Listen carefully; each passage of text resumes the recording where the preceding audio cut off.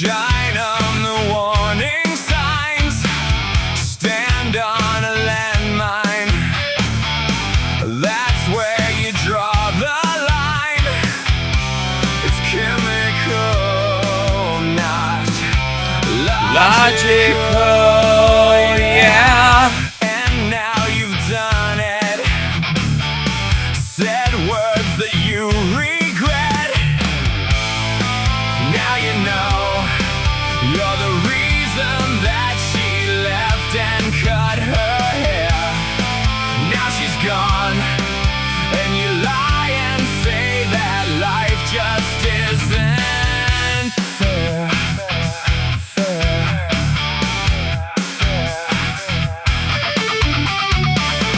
In the beginning, all things were possible.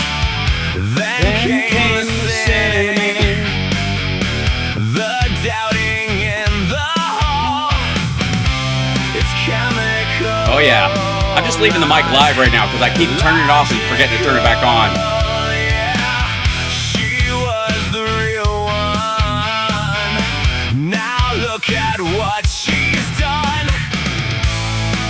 Now you know you're blaming her, but you sure did your share. Now she's gone, and you cry and say that life just isn't fair.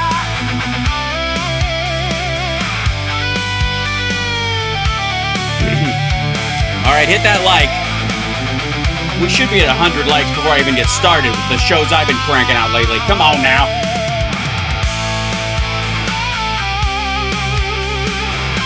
Big hugs to Andrea and CSL today. You guys need to send them a ton of love.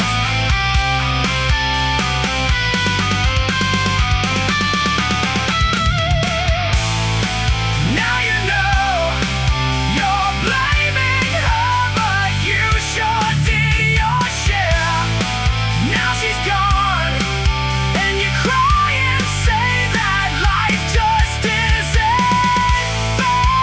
Now you know you're the reason that she left and cut her hair. Now she's gone, and you lie and say that life just isn't fair. Almost there.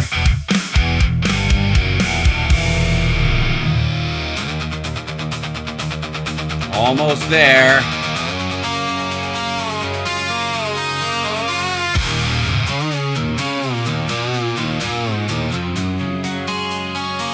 Yeah, there's bagpipes in this song. Suck it.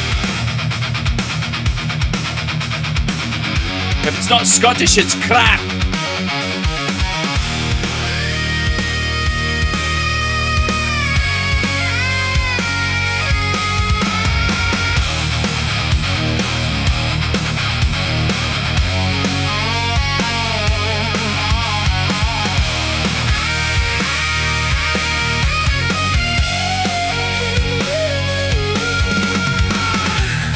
Tried to call you, but your line's been disconnected.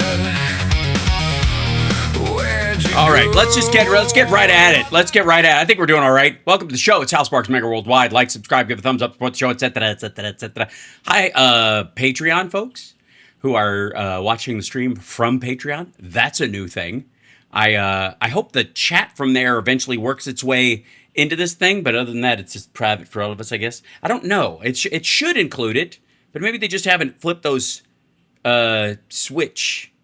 They haven't flipped the little lever, the wiggly-doo that's in there that allows that to happen. At this point, I don't care because everybody's involved in the conversation and it's the greatest chat room in the history of chat rooms. Give yourself a round of applause and give me a round of applause for actually having my mic on right at the top of the show this time. Did I cheat by keeping it on during the intro? Yes, I did. Etc., etc., etc. I love that we had somebody in the chat a little bit ago that didn't know what etc. meant. I feel like, I like teaching stuff. Normally I don't like softballs, but that's a nice one. You know what I mean? I sometimes forget about the interesting word usements I structure. I've been trying to do kind of like speak with y'all in a way that y'all know how you can hear words in the right order so that you know what you go out there in the world and everybody knows you learned. That's what I want for you, you know. Um, yeah, I know. I love bagpipes too. I'm going to include more of them, although it will be if when I do these songs live, it will clearly be um, for the most part, unless I can scrounge up. We have a bagpipe player here in LA, or in LA for the jam that we use sometimes. I'll drag his ass out for one song or two, but the idea of touring with one is insane. So that will probably be keyboards at some point, but that's okay. Yeah, just suck on that, Eddie Trunk. Sometimes us little scrapper bands can't afford to hire all the musicians we would like. I bordered on Sling Blade right there. Came after me with a king bow. And somewhere between him and Jeff Bridges in True Grit. What's up, Patreons? There we go. Live in the chat. You are. That's excellent. Hooray! It makes me feel so good. It's odd. Okay, it shows up in this chat. I can see what channel some folks are on, but on my other little thing that shows me the chat that I can read for real in this other, it's in a little window over here. I can't even show it to you because Ecamm keeps it hidden from the thing so that it doesn't accidentally pop up, which I think is very smart on their part. But yeah, AC/DC bagpipes, I think it's a good precedent, even though they're Australian originally. So there you go. Mike Pillow is running. Yeah, shit's running down his leg. Okay, there's a lot to cover today. I think the first should be, where is it? I don't know if, yeah, here we go. Because I already nipped this sucker in the bud. And I even saw my graphic floating around, like somebody screen grabbed it. I was like, look at you. The Fed study reveals Biden-era illegal immigration triggered higher housing costs. Triggered higher housing costs. So the reason the prices went up, this is what they say in the thing, is because of Biden-era immigration. And I know some of you are like, but Hal, the prices of housing has been going up forever. There are fluctuations in the market, but never below the previous line, and certainly not in a ubiquitous sense because of the lack of supply and the high amount of demand. You silly person. Thinking those thoughts. Look at you. Just doing some thinking. Why don't you go out and get me a cup of coffee and a chocolate donut with the sprinkles on top while you're doing your thinking. But Fox decided to run a little segment on the Fed study reveals Biden-era illegal immigration. And I want to hear their take on it because you know that I pre-debunked. I pre-bunked this. I'm going to call that. I pre-bunked this already. Oh, hold on. Why are you pausing? Shut up. Here you go. St. Ange. Peter, great to see you. I am sad that Doge is done. I know it's supposed to be done on July 4th. I feel This is 18 hours ago? like there's so much more to do. Should I be or should I be encouraged by what? Oh, I guess the 1 year of Doge being totally over disbands as an official. It was never an official agency. It just took over one of the standing agencies. They just rebranded it. The brand died. What a bunch of jackasses. Yes, the clip became popular. Why, yes, it did. Because no one else did the math except me. Started. Oh, there is so much more to do. You know, we keep finding just scandal after scandal. We had the within Doge. Somali Leering Centers. We've got the California hospices. We've got all these. Yeah, that's not part of it at all. And the California hospices, I know you desperately want it to be a thing, but states that give a shit about their elderly versus ones that don't and have a higher population versus ones that don't spend more on hospice care than ones that don't give a fuck. That's how the math works out. Okay, estimated savings. Estimated. You guys remember when we were going through the Doge page every time where they were double counting shit? My favorite part of Doge.gov, which is dying a horrible death, I guess, today, or yesterday. My favorite part was when they were counting savings that were done during the Biden administration when they cut programs within the federal government that weren't necessary anymore, that had literally just aged out or were, just temporary programs for a couple of years, and then they finished their task and went away. And Doge is like, we got rid of the study on fish or something other. Like, it was a 2-year study, dumbass. It just happened to end in May of last year. There were so many of those. God, it's just so dumb. But hey, it wasn't a complete failure. It allowed Elon Musk to put his operatives in every cabinet in Trump's orbit so he could guarantee himself some contracts so that he could do an IPO on SpaceX that had guaranteed government funds for a decade. Why don't you bring out the Epstein files and ruin his payday? Whoopity-doo. Houses that illegals should not have received funding for. It is endless. I think, honestly... No, it's ending, actually. It ended yesterday. Elon was being conservative when he said only $1 trillion. I think he might have floated about $2 trillion. There is massive amounts. Yes, Elon, when he was talking about the trillions in savings, the trillion at least, he was definitely overstating the amount of money that was saved. Also, you're try not calculating all the money that was cost the federal government and the taxpayer, because people that they fired had to be rehired because they actually needed them, and they had to pay them like back pay because they fired them illegally. It didn't save a goddamn dime. It cost us money. It probably, ironically, I swear to God, I would not be shocked at all to find out that it literally cost us that number. They came to that number because that's how much money Doge cost the taxpayer.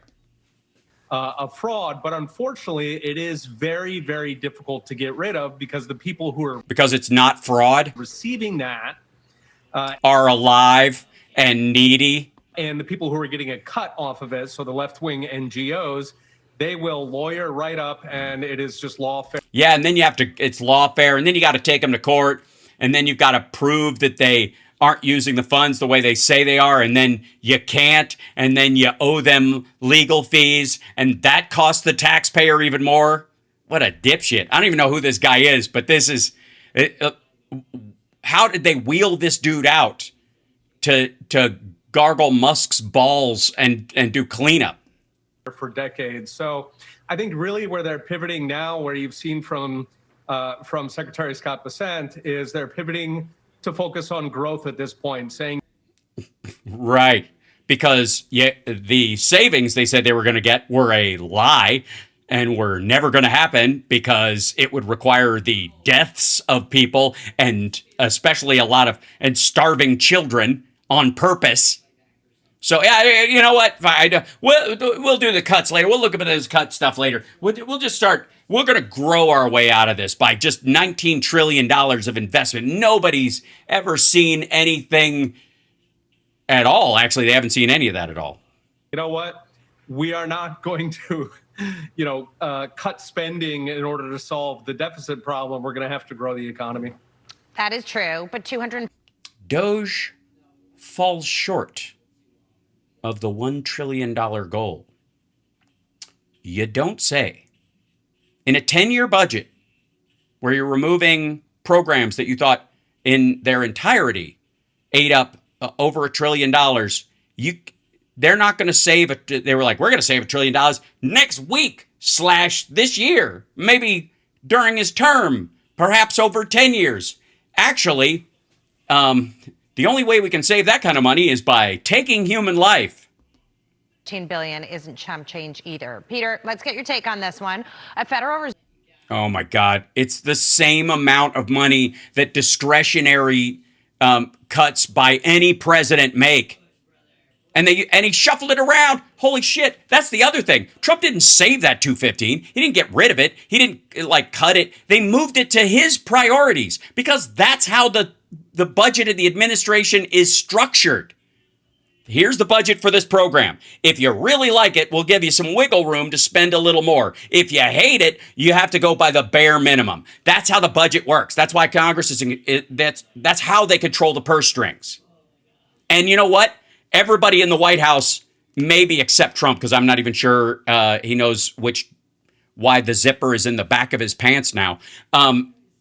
Everybody knows this, including Elon Musk. It was always a lie. It was a way to get his people into the government so he'd have leverage over Trump so he could get major contracts and he could jockey past Jeff Bezos's Blue Origin and guarantee SpaceX would have, he wanted to get to the moon program faster, and they suck, so they can't.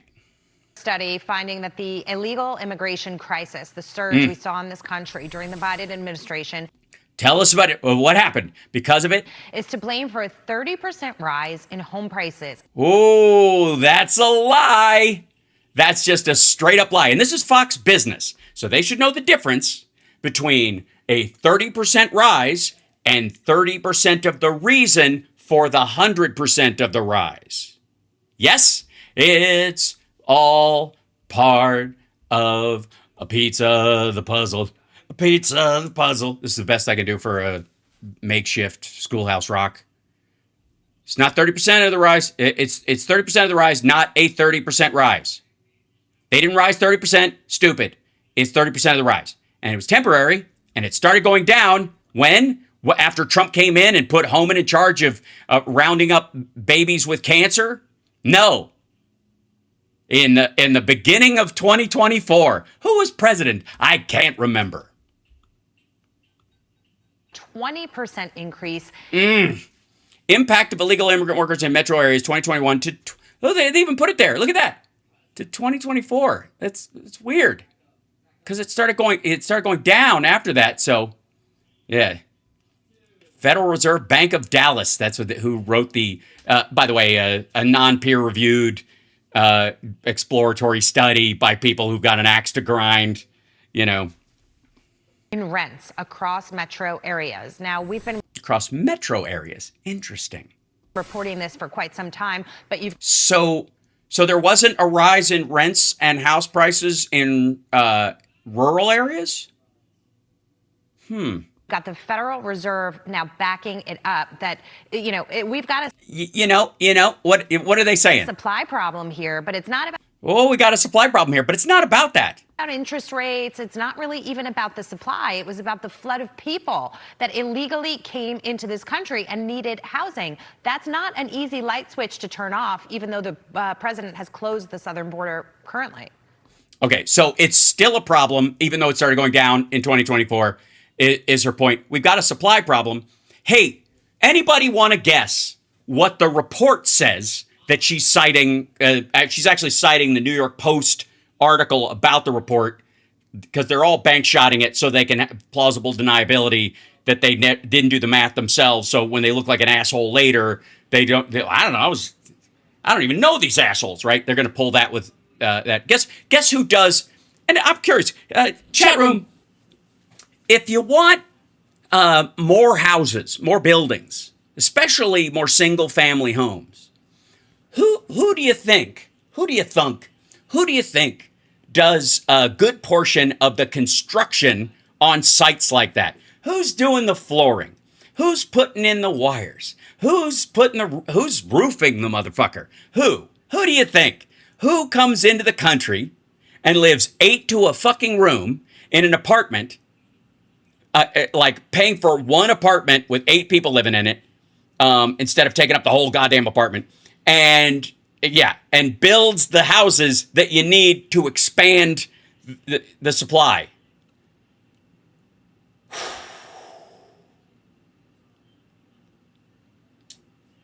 Your father. Very good. Yeah. Yes. The vast majority of what I would call roofing age men, they always use the military age men comes in. The vast majority of the expansion in the workforce in construction over the last decade and a half especially have been undocumented workers working for people like Bill fucking Pulte. The guy who's running the DNI right now, who's probably got an algorithm watching my show. And you know it, Bill. Go tell Trump. You know it. You know what Bill Pulte should do with all his, and all the people who do the big tract homes and all that shit? They should all, in public, make a big statement, like all come out together And Trump can drag him out in the White House, sign an executive order that only Americans can be hired, naturalized citizens or natural-born citizens can be hired to do construction in the United States. And all these assholes, like Bill Pulte, can come out and they can all sign on to it, like, you know, like Dell and his Trump accounts, and sign a contract with America that they're not going to hire undocumented workers on their construction sites. Does anybody think that'll happen?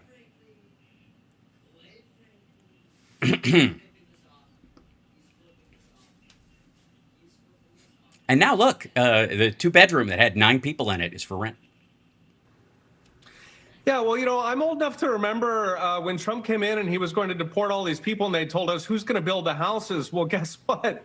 You've got millions of extra houses that all these illegals have been hogging. And by the way, they're tending to move into entry-level houses, smaller houses. Yes, and 10 people live in a 2-bedroom house. 3-bed, 2-bath. That is the exact type of house they build that young families need in order to start building, you know, having kids, getting married, reaching out for the American dream. So, you know, 30% is about $40,000 added to the cost of the median house. But if we look at what's happening with people not. So $40,000 for the median house, and the median house being what? So he's citing the 30% of the rise. He's not citing the other 70. Fix the sound. Is the clip quiet? It might be a little bit quiet. I apologize. Being married, not having kids. I think it's been months. Yeah, this one's a little quiet. I don't quite know why. There we go. I'll raise it up a little bit, and then hopefully I'm not too loud. I'll get a little crazy. Here we go. Much worse, the damage.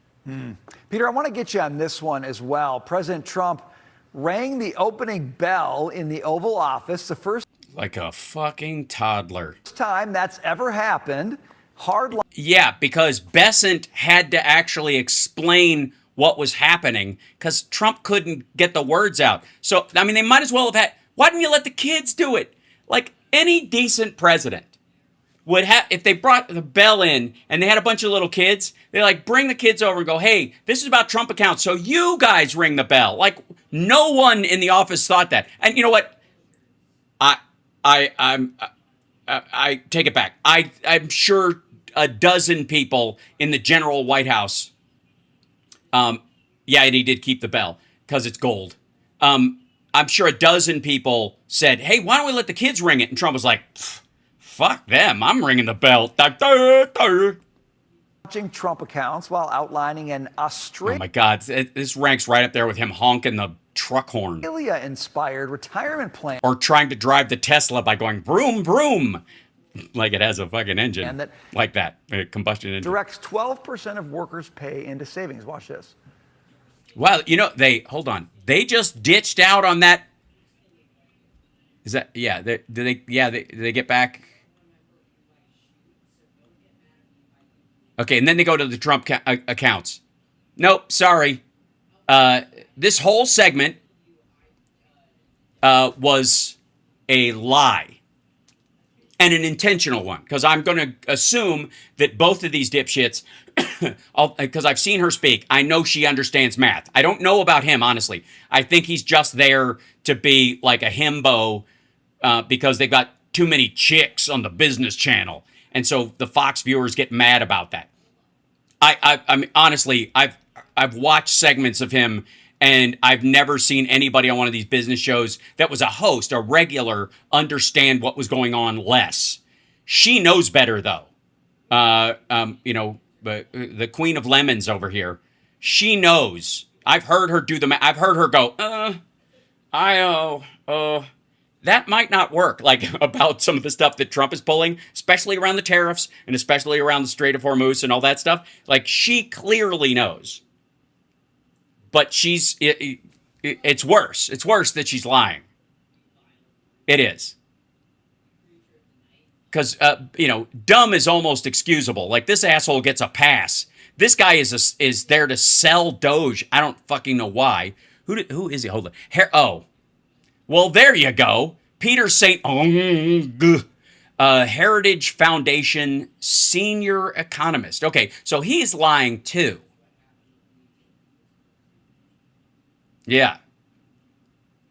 He let the 30% thing slip by and then threw in the numbers around median household, not saying where the median household he was talking about it, that entire rise was based on undocumented immigrants, and that's why it still hasn't gone down, even though they've mass deported people who weren't fucking here. Okay, so other than that, I'm just mildly irritated. Okay, so I needed to get that off my chest because I enjoy being right. It's a lot of fun. Some people think Tired of being right. Hold on. Man, I'm tired of being right. Some people think that. I don't think so. Man, I'm tired of being right. Mm-hmm. Nerd Halen. All right. Okay. Some of you know. Well, should we get to the Mitch McConnell stuff real quick? This is so odd, and I hesitate to do this because it's Benny Johnson again, and I feel like I'm over quota with him lately. But he's kind of single-handedly, he's bungholioed his way into the front running for being the single dumbest commentator on the maggot right, and that's special because he gets his talking points directly from the White House. That's why you see him scrambling sometimes for something to say, and he's just reading tweets and going, "That's not good," and half-assing his way through it. The reason he does that is because the White House hasn't sent him a fucking like a printout of talking points. Good Lord. Okay, so rumors true, account deleted. I don't know if that's Scully from the X-Files, but Mitch McConnell family deletes all social media as senator found brain dead. Dark plans revealed. Now, I don't know that he's been found, quote, brain dead. And he is apparently still alive and in the hospital. Thune says he spoke to him, or alluded to the idea that that he knows what he wants to do in the future once he's out of the hospital, to give the illusion that he's spoken to him because somebody in the staff said, "Yeah, he'll be right there." Their weekend at McConnell's him, I guess. All right, so they, honest to God, I have half a mind to move back to my home state and get ready to run. I could always just move in with my mom and run for Senate. Is not a good sign for what's to happen next with Mitch McConnell. Mitch McConnell's daughter has deactivated her X account as health questions swirl when... Could it possibly be that you guys are being super shitty about him and like wishing death? And since he's not checking his account, they attack his family members? Sounds like a reason. Goes dark, and she is a public figure, and you are a public figure. And you're right, I am a public figure, and boy, what a figure it is. I got to tell you, my silhouette, especially early in the morning. Nobody can reach out to her. You've closed down all access. You're lying to the American public about... Yeah, it's his daughter. She doesn't have to talk to you. Fuck you, weirdo. About the condition of Mitch McConnell. Something has gone horribly wrong. Why would Mitch McConnell's daughter deactivate her X account? Because it's a Nazi hate site and full of bots and shit, and it's all maggots tweeting at her that they hope he dies, and it's her dad. Well, we all know why. Something bad is about to happen. The daughter of Mitch McConnell has deleted her account. Dun.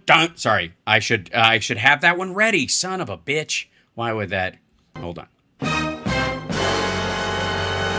Why would anyone not want to be on shitter when you could be making Sean Puffy Combs money to pay for his clemency payment to Trump?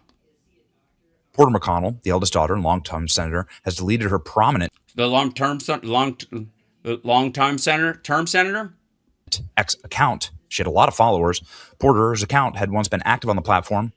She was openly critical of her father's conservative politics and the Republican Party. And so people were used to jumping down her throat, and then all of a sudden they're just wishing her dad's dead Porter, 48, is a former campaign director. She worked for a left-leaning advocacy coalition. Take on Wall Street. Take on Wall Street. Take on Wall Street. Take me home. I'll be gone in a Ow. That just, like, you have to, I got to nut up before that note. That's not right. So Mitch McConnell's wife is in China, the heiress to a Chinese shipping billion-dollar magnate. Wow, it's funny how that matters to you now. And his daughter is a far left-wing activist. And his wife, and Trump made her, whatever, Secretary of Transportation, and they own a shipping company, and the Chinese shipping company, and that's where the Cocaine Mitch thing came from. Weird. Director for Take on Wall Street. Sometimes you forget Hal could sing. Oh, don't forget. Don't forget. So now I come to you with open arms. I can't sing really loud because my mic, like when I laugh, it cuts off. So I imagine my high notes vanish sometimes too. Because it doesn't sound human. It sounds like an animal to the microphone. Why the hell did we ever give this guy power? Because you're Republicans and power's all that matters to you. So what an obscenity to our party. Mitch McConnell is a leftist. This is why Democrats don't run against Mitch McConnell. Because sorry, what? Mitch McConnell was a leftist. He is a Democrat. It's such. No, he isn't. He's an elderly old man who's probably going to pass away soon. And there's a reason they called him the Grim Reaper, because his entire job in the Senate was to kill Democratic legislation that passed the House when Nancy Pelosi was in there, when you were gargling his nuts. His withered, saggy, drip dick, dried up old sack. Humiliation for our party. It's such a humiliation practice for our movement. Well, you guys are, by and large, pervy. You know, I'm not here to yuck anybody's yum, but the conservative to liberal, you know, like being spanked by someone you consider below you is a weird thing on the right. So maybe that's what it is. You know, you considered him below you and you let him spank you all the time because you liked it. Allowed Mitch McConnell to have this much power. It must never happen again. Well, I think the chances are fairly slim. He's that he's going to make a comeback. She's one of the 3 eldest daughters McConnell had with his first wife, and she became a feminist scholar. Oh, okay, got it. After her marriage to McConnell ended. So Mitch McConnell just batting 1,000 here with left-wing red flags. So his... What if she just... No, it would have been a red flag if she became a feminist scholar while she was married to him, right? They split up and she became a feminist scholar. It seems like she was married to a monster. So his first wife became a feminist scholar. After she left him. Did you read what you just read? Did the words make it into your empty fucking dome? The timing of her appearing... Also, who's clacking dishes? This is unprofessional. To delete her account comes as McConnell, who's not been seen in public for weeks, is found unconscious, receiving CPR. He's not it's not a daily thing. And there's more, ladies and gentlemen. I should hope so. So here's her deleted account. Yep, definitely says it doesn't exist, right? Super crazy. It's weird. I got to tell you that it's odd for anybody left-leaning to be on that site except to yell at you assholes anyways. She is, again, prominent, and it makes you wonder, was she asked to stay quiet while health is being kept under wrap? Why would she? That nobody can get a hold of her. Yes, nobody can get a hold of her. Nobody with a Woody can get a hold of her. Is this an inheritance thing? Is it just coincidence? Like Elaine Chao flying to China? Yeah, that would be different. Jump on that. And then go into how Trump hired Elaine Chao in his first term. Brain dead. They're keeping the body technically alive and hiding it to block a special election to either split the GOP vote or win outright, exactly as the decrepit old turtle would have won. Sorry, the discrepit? I'm sorry. How is decrepit said if you read it? Hold on, I've got to... Where are you, you silly thing? Discrepit. To either split the GOP vote or win outright, exactly as the decrepit old turtle This discrepit. Okay, sorry. As opposed to intrepid, discrepit. Okay. would have wanted. Whoa. I really don't understand why the family hasn't answered any questions. It's like they're holding on for more paychecks that they can't get. Senator McConnell. Or maybe he's still in the hospital and they don't know, and some of them are estranged from him. And God, you know what? Why am I trying to shut down the paranoia? What am I doing? Chat room, what am I doing? Why can't I just let them, chew each other up? I have this tendency to jump in there and go, hey, maybe there's a reason behind this that's greater than what you're seeing. And then why would I? Was reported. Yeah, Corrine's like, stop helping. They found unconscious in his home. We all know this, but Mitch McConnell's daughter, Porter McConnell, no longer appears to be on X. Her account is gone. She's been known to criticize her father and Republicans, but also, what you could get there is an access point to the McConnell family. They've clammed up, they've turtle shelled up, for lack of a better term. Yeah, I don't think there is a better term, but so why try? But also, maybe she's just sick of being on that dipshit site, and if he is dying, she's just like, the only reason I was on there is because my dad was known, and that gave me a platform. Maybe she's just going to move to Substack and tell you to go fuck yourself. Mitch McConnell's daughter is going quiet on X. Fucking yawn. The suspicious thing about the family. So more suspicious things that have happened with this family. Mitch McConnell, who can be caught every, the last couple of weeks, Mitch McConnell. Yeah, tread lightly, dude, because you're about to see a lot of footage of Trump like this. Could be found falling. Just he wasn't found falling. He was falling, and they were filming it. He was filmed falling. Collapsing under his own weight in the Senate. As opposed to what? You think normally somebody gets suplexed? A eulogy to Mitch McConnell was just published in one of the most respected reporting outlets in Washington. Oh, that's nice. He's calling the Hill respected. That's very sweet. Look at that. See, you know what? Funerals can bring people together. People find healing in those moments. Look, good for you, Benny. Now I want you to suck on the Hill every time they post an article that you don't like, because they're very respected. See, look back on Mitch McConnell's time in the Senate. They published this in error. See this? Do not use. A look back. See that? Yeah, they made one for Trump too. They got one ready, man. They're always adding footage to it, but they're expecting to use it. And I don't mean assassination, by the way, before anybody goes there. I don't mean harm from another person. I mean... Now, even mainstream media publications are saying it's been a month since Mitch McConnell. Wow. Maybe because it's been a month. Even mainstream media is using the actual dates and saying the actual facts. It's almost like they're not fake news. Was sent to the hospital. Now we have reports that he's brain dead. And the reason why this is... Well, I mean, there's been arguments about that for years. Critical is that there is a special election mechanism in Kentucky that if you are within 3 months of an election, a general election, you don't have to have a special election. So they're trying to run out the clock on Mitch McConnell brain dead in the hospital. We have sources inside of the White House that tell us this. No shit. We have sources inside of the White House. Sorry, you have sources in the White House that tell you how Kentucky runs? Really? You couldn't just fucking Wikipedia it? That effectively are saying... We have sources inside the White House that told us to go watch local television in Kentucky. Mitch McConnell is never coming back. He's in a vegetative, brain-dead state being kept alive on life support. And so I am demanding that the U.S. Senate...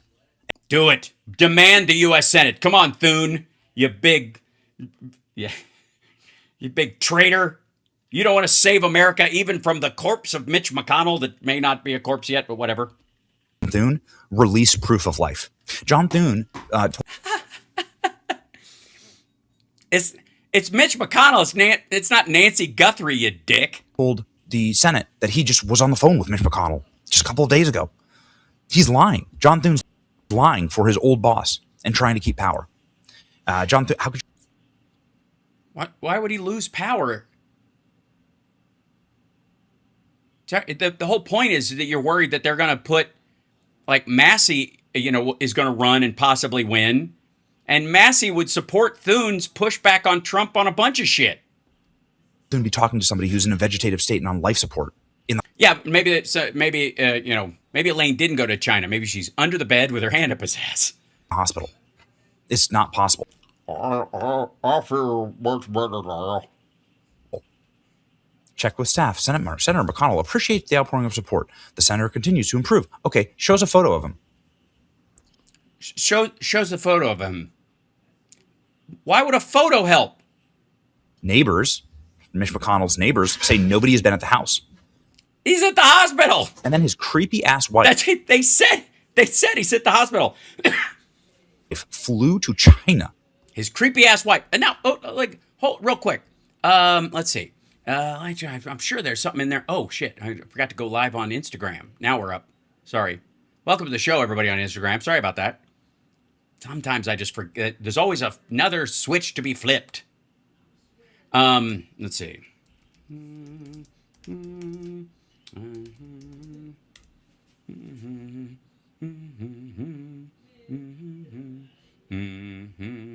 Let's see. Where is it?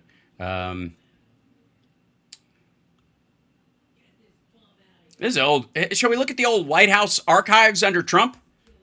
The Secretary of Transportation, Elaine Chao. You can download the image and keep it. I think I will, actually. Thank you very much. Ooh, my goodness. That is some airbrushed shit. Okay. Secretary Elaine Chao is currently the U.S. Secretary of Transportation, the second cabinet position. She served as U.S. Secretary from 2001-2009 and the first Asian American woman to be appointed to the president's cabinet. What president would that be? Yep. Was it Democrats? Did she go off and get her feminine study, her lady part studies degree? Let's see. So distinguished career, blah, blah, blah. Secretary Chao was president and chief executive of United Way of America. Just lovely. She earned her MBA from the Harvard Business School, just like Ted Cruz. Boy, is that place a dump. And she went to Mount Holyoke. She's a current resident of Jefferson County, Kentucky. Prior to her appointment as secretary, she was a distinguished fellow at the Hudson Institute. She is the eldest of 6 daughters born to Dr. James S.C. Chao and the late Miss Ruth Mulan Chu Chao. There you go. And here's an article by her in 2019. Dems and GOP should join with Trump to fund infrastructure improvements, which they never managed to fucking do, except when a Democrat got in and they passed a bill. That's so funny that Trump wasn't able to get an infrastructure act passed, especially with Elaine Chao running things. Make cars great again. That was another thing that she wrote on the site with Andrew Wheeler at the White House at the Wayback Machine. Trump not only sucked up to McConnell for a long time, but he gave his wife a job in the cabinet. And somebody just said Jefferson Davis County. No, Jefferson County in Kentucky. Dude, they've been married for nearly 40 years. Yeah, and you're just starting to worry about this after Trump hired her in his first term? They were married in 1990, and she Wow, was anybody married back in 1990? Jesus Christ. That was like almost before grunge. flies to China. She's not by his side. This is what it indicates to me that Mitch McConnell is no longer with us. Or she just had real plans. It was hard to break them. She flies to China to meet with the Chinese vice president. Here she is. This is from like 2 days ago.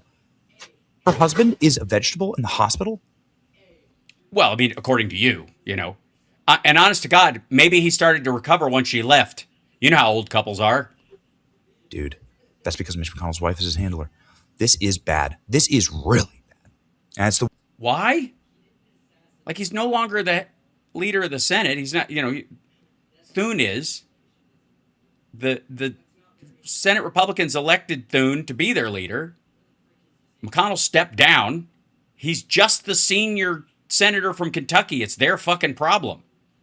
Honest to God, the reason he thinks it's bad is because they think Massey might run and he'd fucking win statewide.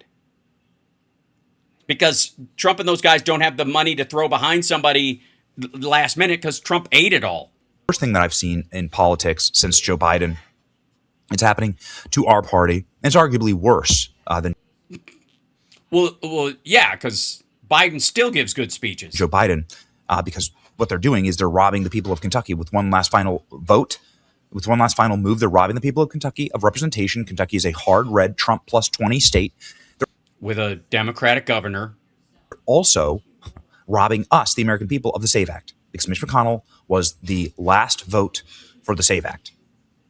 Yeah, but he wasn't going to anyways. I mean, if you want to really get paranoid about it, maybe they're trying to, get rid of a couple of the ones that are on the margin so they can get somebody in there quick that's all maggoty.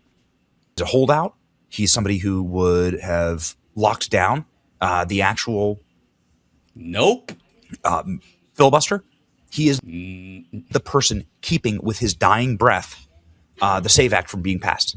The Senate has become just a horrible crypt for some of the most evil people ever to exist in American politics. Remember Dianne Feinstein dying in her office after 15 terms. Sickening. Yeah, I'm sure you were really worried about the representation in California. We need major reforms here. I'll play you the last known video. This is the last known video of Mitch McConnell at a hearing. This is the last known video. The last time we saw him on video. Tell me if you think this man seems like he should be oh, yeah, I remember this. One of the most powerful people in all of American government. He isn't. Sickening. Sickening. Thank you, Mr. Chairman. Okay, here's where we are. The vote is about over. The Secretary has to get with the President on the China trip. I'm going to ask Senator Murkowski to wrap up. And thank you all for being here. Baldwin, Shaheen, and Kennedy. Baldwin, Shaheen, and Kennedy still have questions. Wrap up after. Sorry, Jim Jordan does that. Hold here.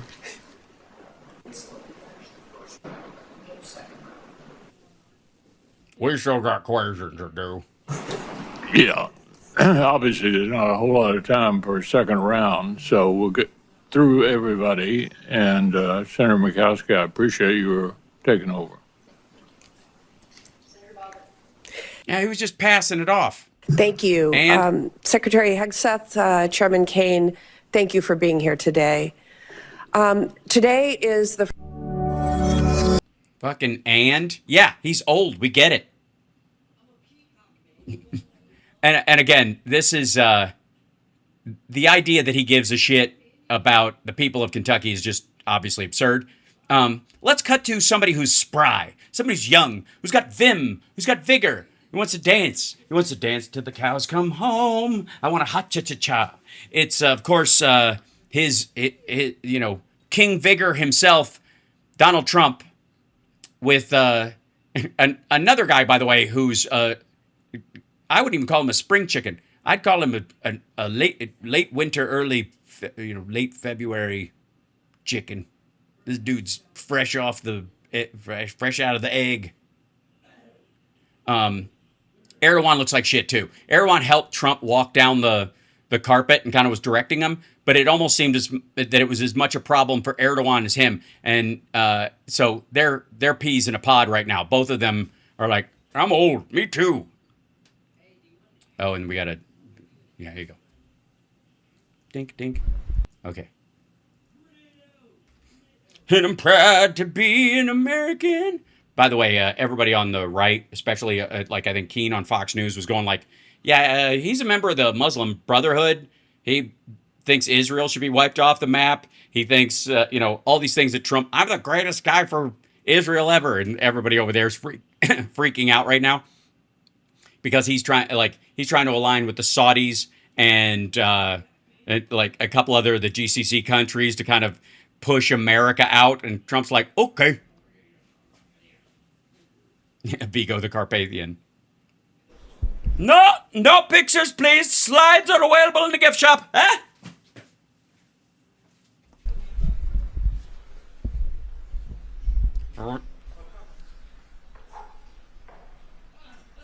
I like to get the mic pointed near me so I can hear him better.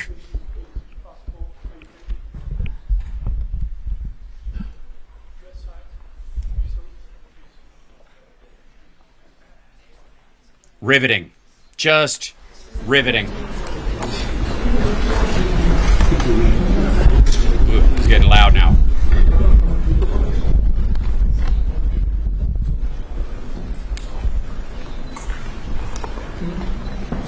That's his notes. Remember when they gave Biden shit for having notes?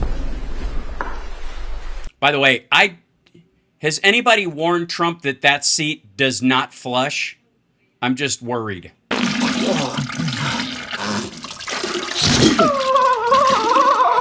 Okay.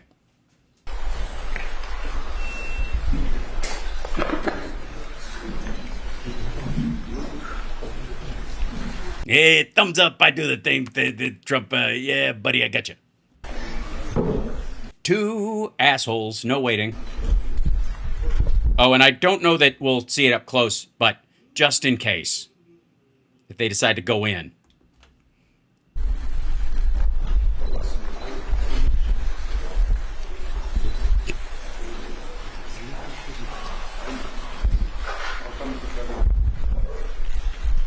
Like a well-oiled machine.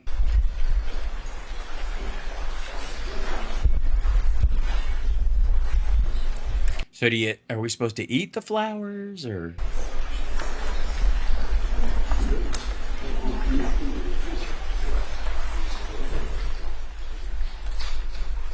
I wish we had a reverse shot of what was going on in the room. Just like cameras falling over and like, welcome to Turkey, clack.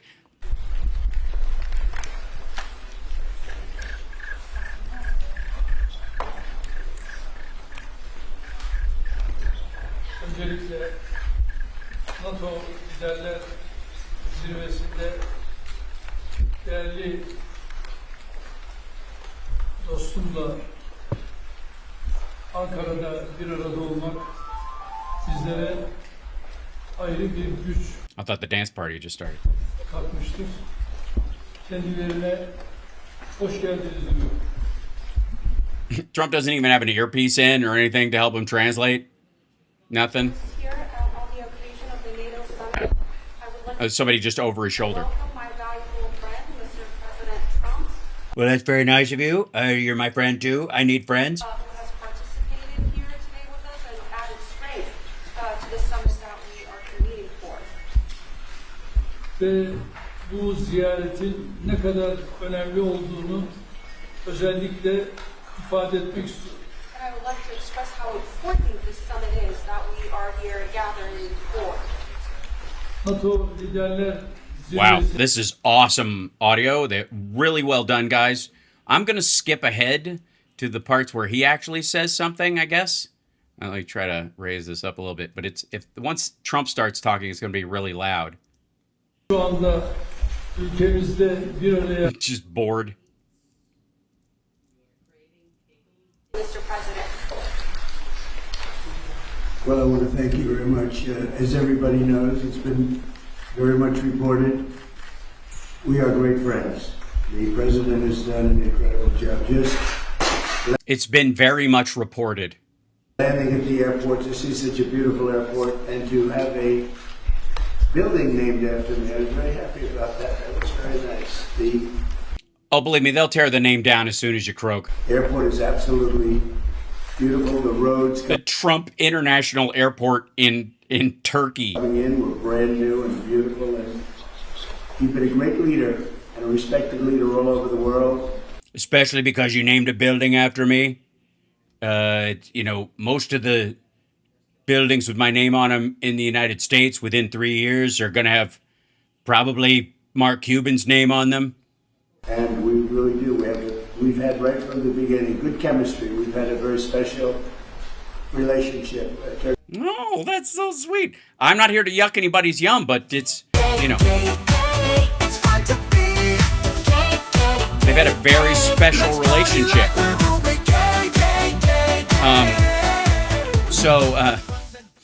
Please don't talk about how bulging his thighs are. Just, I can only take so much. Become under the president a very powerful country militarily. People don't know how powerful, actually. Yeah, they do. It's a NATO country. You're going to give them F-35s. And they have a lot of our equipment. Exactly. They have a lot of It's very powerful, largely because I gave them all this stuff, and I will continue to do it, and I'm going to release all the sanctions and give them all the weapons, even though that dude is a member of the Muslim Brotherhood. Not like sympathetic. He's actually like a founding member. soldiers, and they're really somebody to be reckoned with. And the nice part is that because of the relationship that we have, it's all gone very well. I just want to say that. Oh, so we're not at war with Turkey. We're not going to turn it into the 53rd state. I have a lot of respect for the president, and whatever his name is. I think it's really to the benefit of both countries. We're going to be talking today about trade. We're going to be talking about other things having to do with the military, lots of different things, probably. Different things in trade and also military. Iran, where we have essentially decimated their military. They cannot have a nuclear weapon. And we're going to have some very good discussions. But we do a lot of trade with Turkey. We make great things and they make great things, and we... Like what? We've had it's had a very big impact on both of our countries. So. Oh yeah? Like what? Like what's the big thing from Turkey that really stands out to you? I just want to tell you that it's an honor to be with you. Yes, President Tim Turkey. President Turkey. And we're going to have a... What was your name again? A lot of good meetings. Like this one. Have good dinners, good food. We're going to have a good time, but mostly we're going to have a lot of work. And we're going to do good things for our countries. Thank you very much, Mr. President. Thank you. Sayın Cumhurbaşkanım, tamamına kadar geldiniz. Çok teşekkür ederim. Sen çok uzun süren bir dostluğumuz var biliyorsunuz. Son derece saygı duyduğum. For the record, Erdogan speaks fluent English.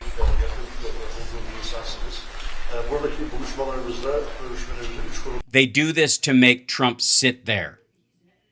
Same thing with Putin does this too. Putin speaks fluent English, but he sits there while somebody translates Trump's gibberish. So Trump has to sit there with his, making his little Illuminati vagina with his hands. Let me see if I can catch any of those words in Turkish.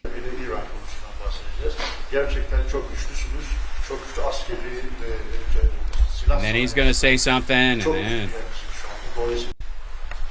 F-35s to Turkey, and what about the legal restrictions?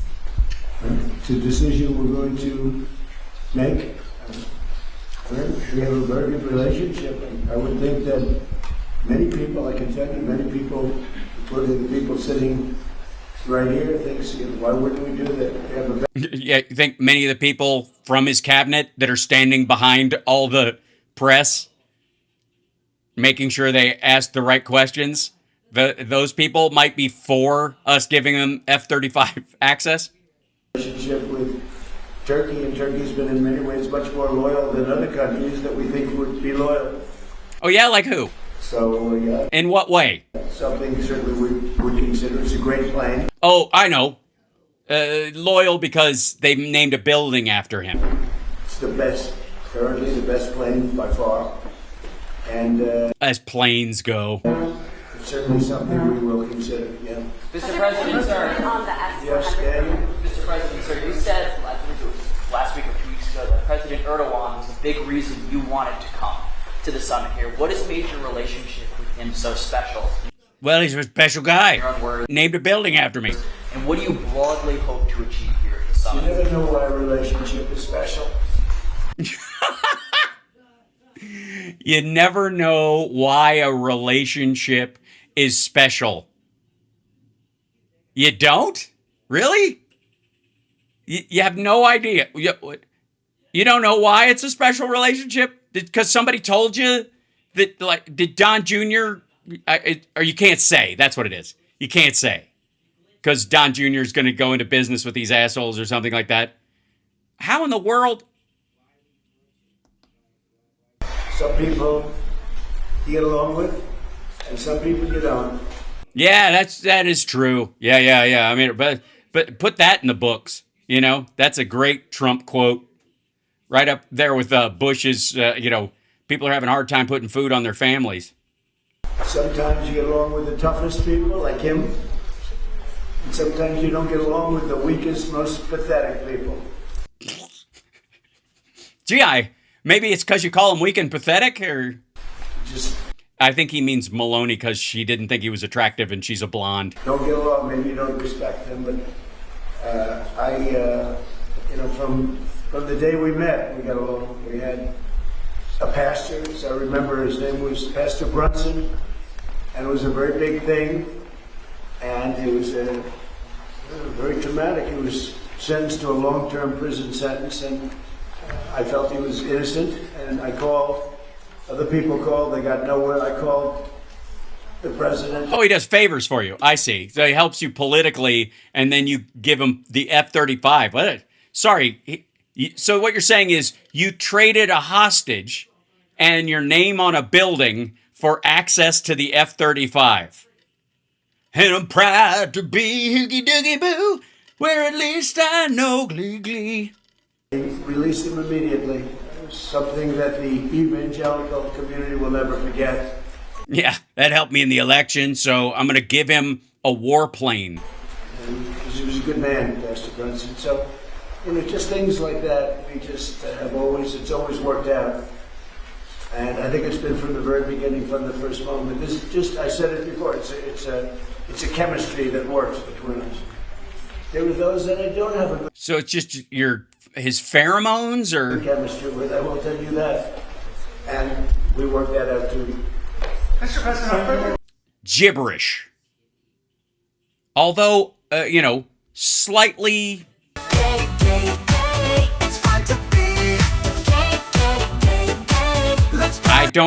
Maybe, sometimes people are late bloomers. Are further troop drawdowns in Europe likely? Are you likely to announce further troop drawdowns in Europe? Say it. Are further troop drawdowns in Europe likely? And are you satisfied with the progress that NATO allies have made? Well, I was very disappointed with NATO. Because the defensive treaty organization that we're a part of wouldn't help me with my offensive war on Iran. Frankly, if it weren't held in Turkey, where my friend happens to be a very strong leader. And my son has some business. Very strong person. Very strong? It's possible that I would have attended. I felt I had to attend because of the fact. Well, it's the last time the NATO meeting happens in Turkey, that's for sure. But, I know he's gone all out. It's a big thing to have NATO come to Turkey or any place else. It's a big thing. It's a big thing for it to go anywhere.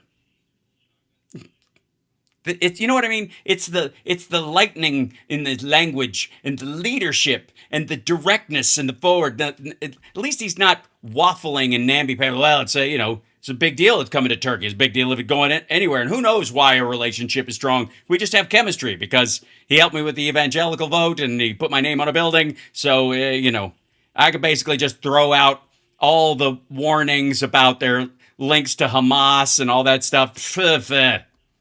But we weren't treated well because we did something in Iran. We don't need anybody's help. Well, then what the fuck are you bitching about? I didn't even want the help. Well, then what's the problem? But before I asked, they said they wouldn't be there. And well, why would they go? Who was asking them? Was there? Are we going to help attack Iran? No, of course not. Well, I don't know what you're talking about. Before you asked? What the hell? Invested trillions of dollars in NATO. Why?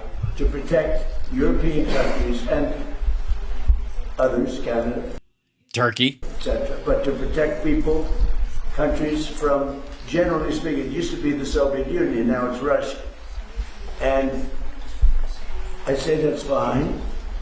Yeah, as things go, but But you would think that they'd be very willing to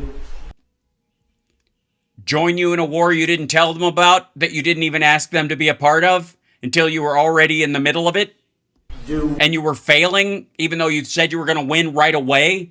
Has everybody forgotten that the Iran war was going to be 2 weeks? We've just all memory hold that, right? That's just out the fucking window? Something to help us.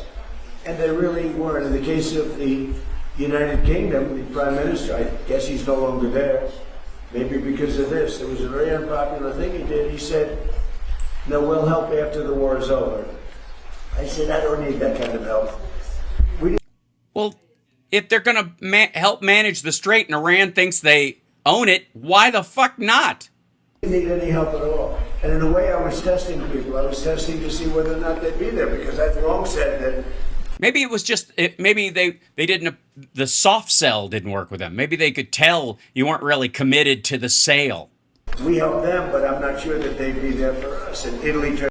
Yeah, because you think you were a hero on 9/11 because your building was the tallest one downtown. Turned us down, and Germany turned us down, and France turned us down. And it's okay. Yeah, they know. But, you know, why are we spending hundreds of billions of dollars and they're not there for us? Because if Russia makes good on its nuclear threats, we're going to want our anti-ballistic missile systems in their countries.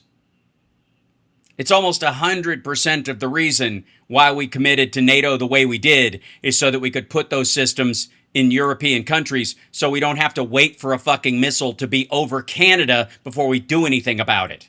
That's why the fuck do you think you want Greenland? And by the way, who thinks it would be better to have anti-ballistic missile systems to protect us from nukes closer to Russia in Europe or in Greenland where they've traveled further and they can get further on their path and you don't get a second bite at the apple if you miss? Always been there for them.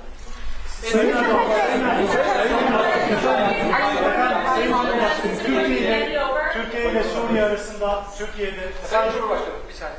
Habertürk Bekara'yla efendim İran'daki savaşın sona erdirilmesi için oldukça çaba sarf ettiniz. Would you like a fish sandwich? We had them flown in from a McDonald's in Belfast. It's the worst one we could find. Müzakere süreci devam ediyor ancak nihai... And they're out of fries, but there's an In-N-Out that they recreated for you out on the tarmac. The fries are a little soggy, but we understand you like them that way so you can fist them into your face. Anlaşma noktasına gelinmiş değil.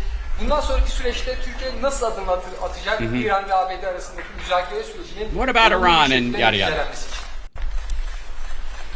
İran-Amerika ilişkilerini nasıl bir düzleme kavuştururuz? Onun gayreti içerisindeyiz. Elimizden geleni yapmak suretiyle dünya barışına...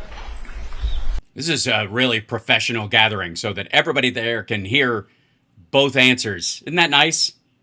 All right, we're going to jump through to whatever the hell. He's just leaning over and listening as the conversation goes on. As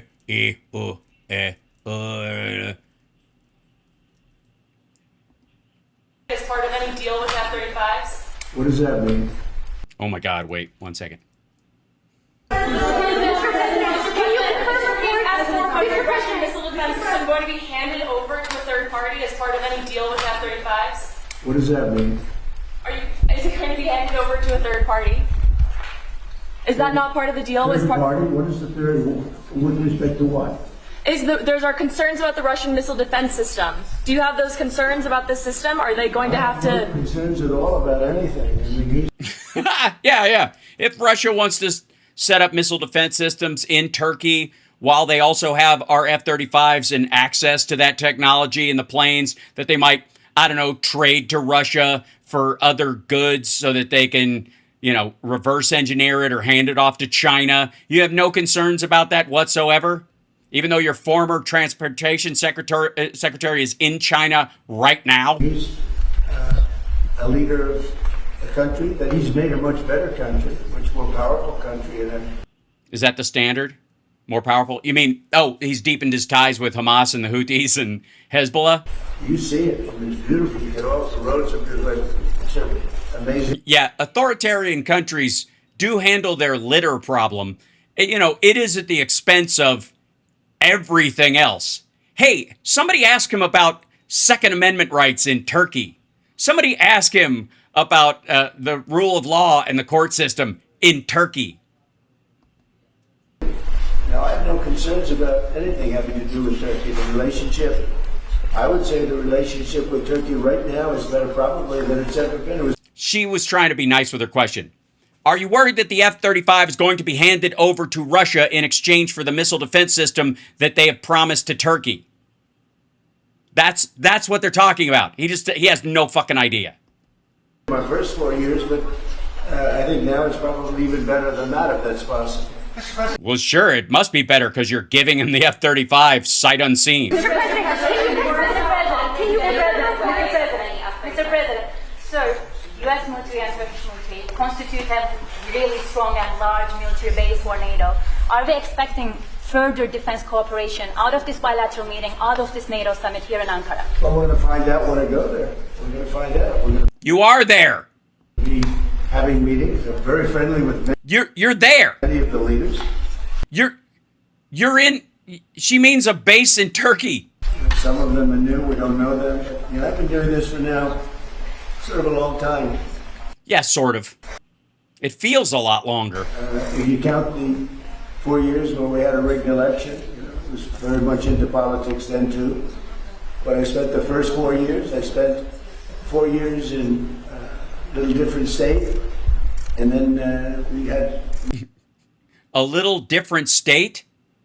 What do you mean, before you had your series of strokes? We've had an amazing, probably the best year maybe ever had by an American president. When you look at the economy, we have the greatest economy we've ever had.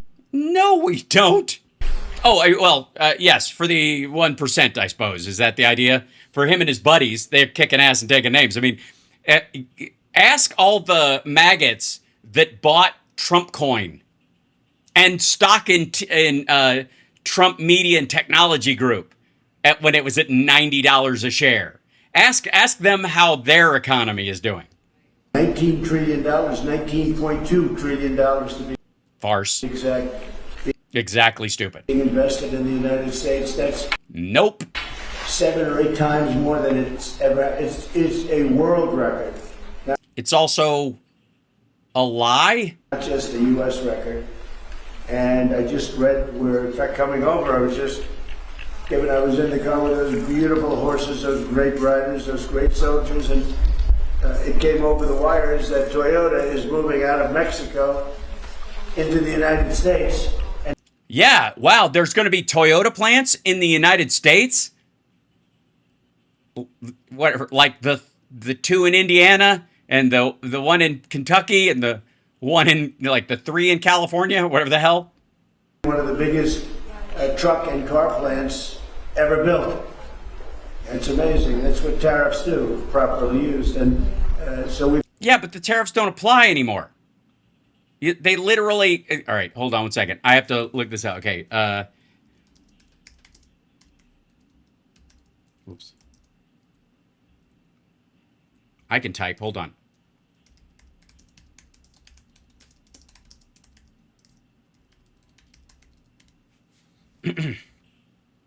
There are 11 Toyota plants in the United States, and they have built over 34 million cars.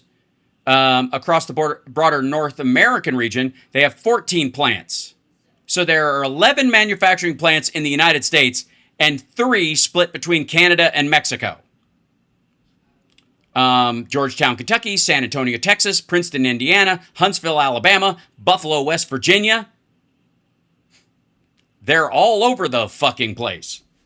Never had a more exceptional economy or potential economy. There's never been anything like it. So his big sales pitch is there were 11 Toyota plants. Now there's going to be 12, maybe. Under the last administration, they did much less than $1 trillion of investment coming in.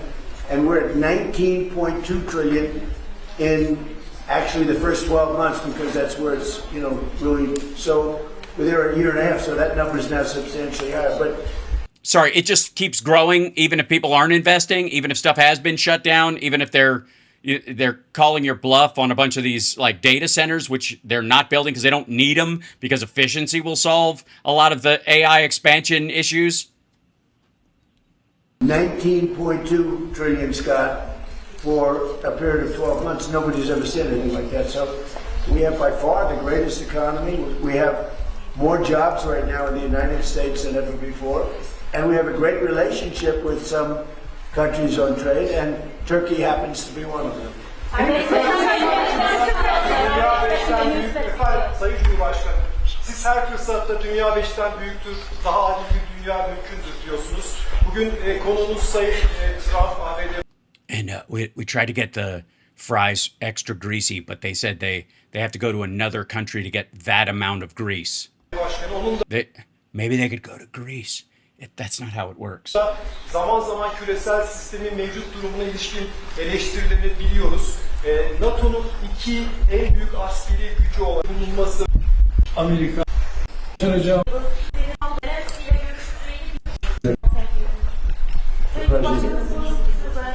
The president, I'm bored. I don't really care about any of this stuff. I'm just here to brag about 19 trillion. By the way, let's see. So the pledges, the number comes from an accumulation of commitments from several nations, notably highlighted by a broad set of agreements with Qatar and Gulf states.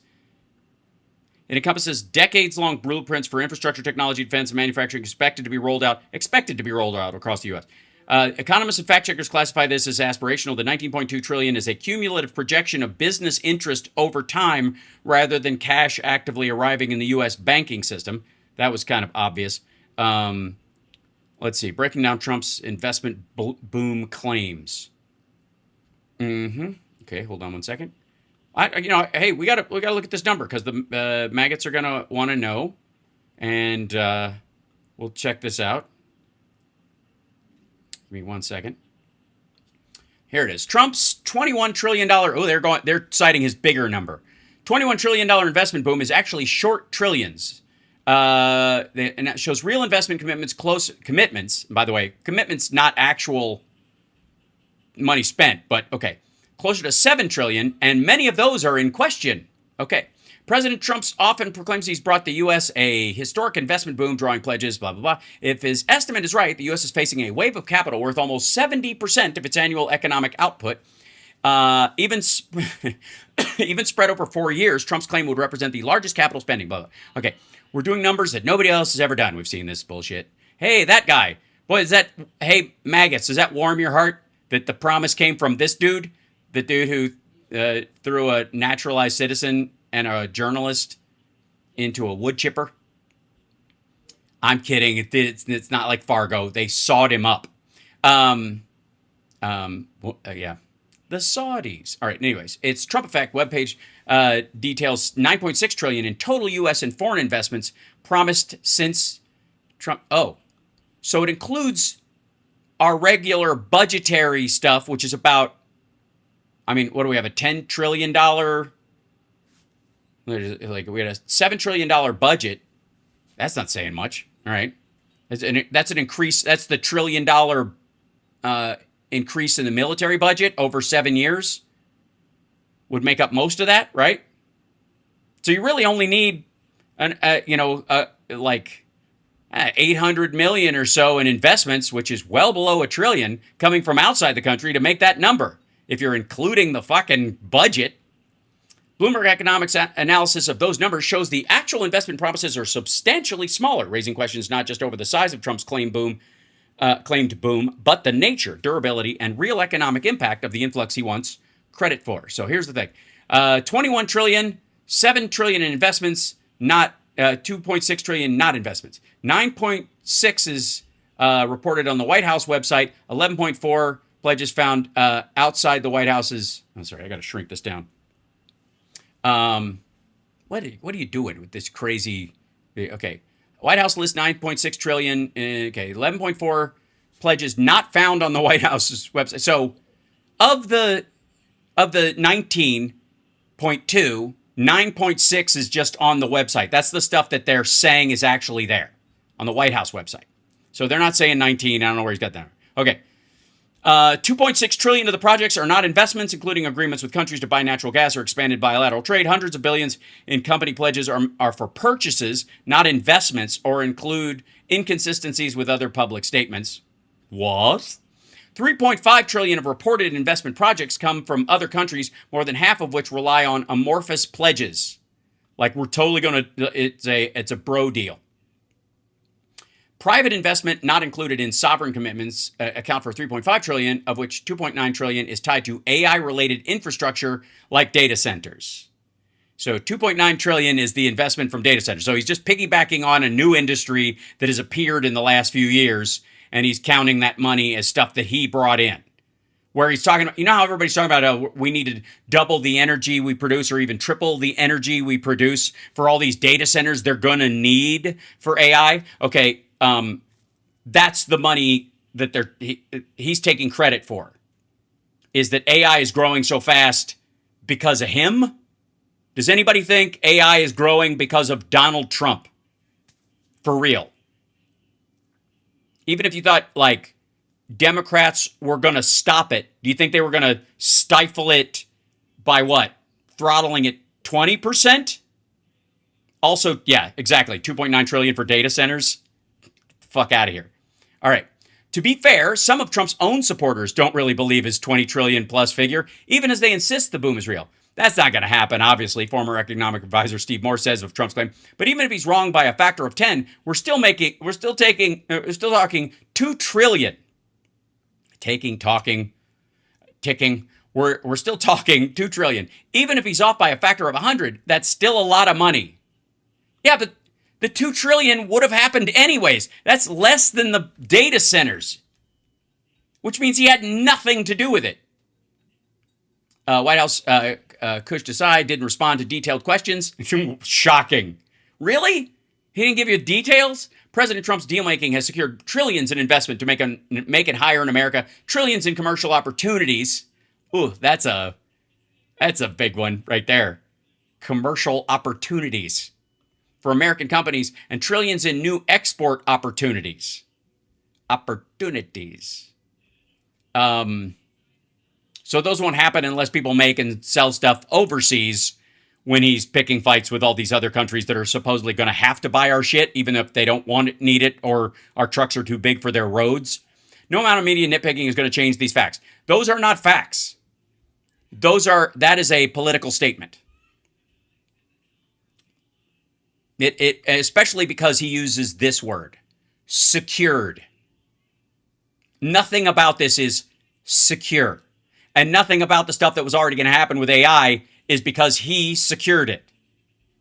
Corporate chiefs and foreign officials have learned quickly that big public pledges can be essential to getting what they want from the Trump administration. Yeah, slap his name on a fucking building, give him F-35s, and he'll let you get away with murder. Literally. A $1.4 trillion United Arab Emirates promise came alongside an agreement to give the Persian Gulf nation access to closely guarded U.S. AI chips. What do you think the ROI on that 1.4 trillion promise that, by the way, doesn't even have to fucking pan out? It could be, they get the chips. It's fucking done. What are we going to wait for their 1.4 trillion to show up? Right. Japan's 550 billion pledge bought down in Trump's word the tariff rate that he imposed on its exports. That's why it is cheaper to sell an entire car from Japan than an American car that relies on any foreign parts, because they get a straight 15% and everybody else gets a stack of tariffs from a bunch of different places if you can even get the shit. Mark Zuckerberg was caught in September on an open mic apologizing to Trump after the Meta founder and CEO appeared to stumble over a $600 billion pledge at the White House dinner. I wasn't sure what number you wanted to go with. He told the president. Zuckerberg later said his comment to Trump clarified his commitment, but which the company now advertises on national television. For the moment, Trump's boom, which is, by the way, not happening. They're now selling their effectively their data center function to other companies. They're renting it out. If even a fraction of the new investment claims ultimately materialized, it could represent a major step towards rebuilding U.S. industrial capacity hollowed out over the last 2 decades and provide, ass kissing. Over the long run, a large infusion of new capital could materially raise productivity and potentially, AI will do all that. It has nothing to do with money coming from the fucking Saudis. Bloomberg economist analysis of 137 projects on the White House's webpage found a total of $7 trillion in what could be considered real investment pledges. That is more than all the foreign direct investment accumulated in the U.S. since statistics were first collected. If all of those are delivered on the timelines laid out by companies as the White House, the total would work out to $1.5 trillion a year, about 5% of GDP. That kind of surge would be unheard of outside times of crisis because it's silly. Trump investment boom is somewhere below the railway boom of the 1880s. Nobody's ever seen anything like it. The COVID-19 pandemic recovery, 10.7% of GDP. The response to the Great Recession and the New Deal. And who the fuck thinks we're going to get a new version of like an addition to Social Security, Medicare, Medicaid, and an advancement in those things from this? The New Deal at least gave you those things. Just bullshit. Meeting Trump's claims would represent a tripling of the current AI investment boom. Don't get me started. If you want to hear more about that, please check out Friday AI on Friday, which I will be doing live with our dear friend Rob Glenn as we talk about this. There's no 19.2 trillion to be exact number at all. It's all horseshit. Even his own website only cites 9, and that's dubious as shit. And a bunch of that is his own budget layouts. And sales, by the way, of things that were already going to be there. Go back to like his deal with China. Remember the 3-phase deal that barely got through phase 1? And then I kind of just forgot about it. Well, so did China, because they signed up for $30 billion worth of stuff. They bought 10, and they bought 20 from Argentina. Ukrayna arasındaki bu gelişmeleri Something about Ukraine, and then we'll get to him and see. They'll talk about it. And they get what? And then we'll get back to it quick. Turkey bought planes. Hold on one second. ve bu müjdeyle de herhalde liderler zirvesinde kendi What was so great about what's Turkey been? So, what's your great relationship in Turkish? teşekkür edeceğiz. I might add that Turkey bought planes. It's the best plane. But they bought planes from the United States. And when you buy a plane from the United States, if there's engine rehab and other things that are done to engines, there's various things that happen. Yeah, rehab. In case your engine of your jet gets hooked on smack. Including just maintenance. I think we have an That's the word he was looking for, rehab, maintenance. obligation to maintain engines and help them maintain engines. We do? So the American taxpayer has to pay to repair engines for stuff they bought? When you buy a plane from us, what are we going to I'm sorry. say? You're buying a plane if the engine needs work or if the engine has to be rehabilitated? Or Yes, if it needs to be rehabilitated, if you need to like put it in some rice to dry it out. even upgraded somewhat, but I think we have an obligation to do it. What are you going to do? Say, I'm not going to do that? Look, Turkey's been, I know, a lot of people don't agree. Oy. Although I think with time they're starting to. Turkey has been a great ally for us. Turkey's been. Based on what? Turkey could have gone. Oh, right. You let them kill the Kurds who helped us after 9/11 in Iraq. They know Iran very well. Yeah, I'd say. And they know the problems with Iran. Mm-hmm. Yes, the problem with Iran right now is that you killed their best friend, and now they're dealing with his son and some of his buddies. They've been very instrumental, along with a couple of other countries, of helping. They could have gotten into the fight. And I hear some people saying about their relationship with Israel. They could have gotten into the fight. They're a very powerful military nation. Sorry. So we're supposed to feel good about your relationship because they didn't join Iran's side against us and Israel. That's your big sales point. Do that. Maybe they didn't do do that because of me. Oh, shit. Or maybe because we would have been at war with fucking Turkey and it's a NATO country. But they could have gotten into this. Maybe the NATO relationship is why they didn't do it. And why? Maybe, so basically, you're buying them off from helping Iran by giving them F-35s then. That's it? Fuck me. To the fight on the other side. They are a nation that's been very, very good. And I can speak for myself as president. Uh-huh. They've been extraordinary in many ways. Yeah, they named a building after me. They helped me with the evangelical vote. Now, they've helped me, but I don't know about America. What the fuck? With respect to our relationship, including trying to end the war with Iran. Uh-huh. Or whatever you call it. It's not even a war, it's a military operation.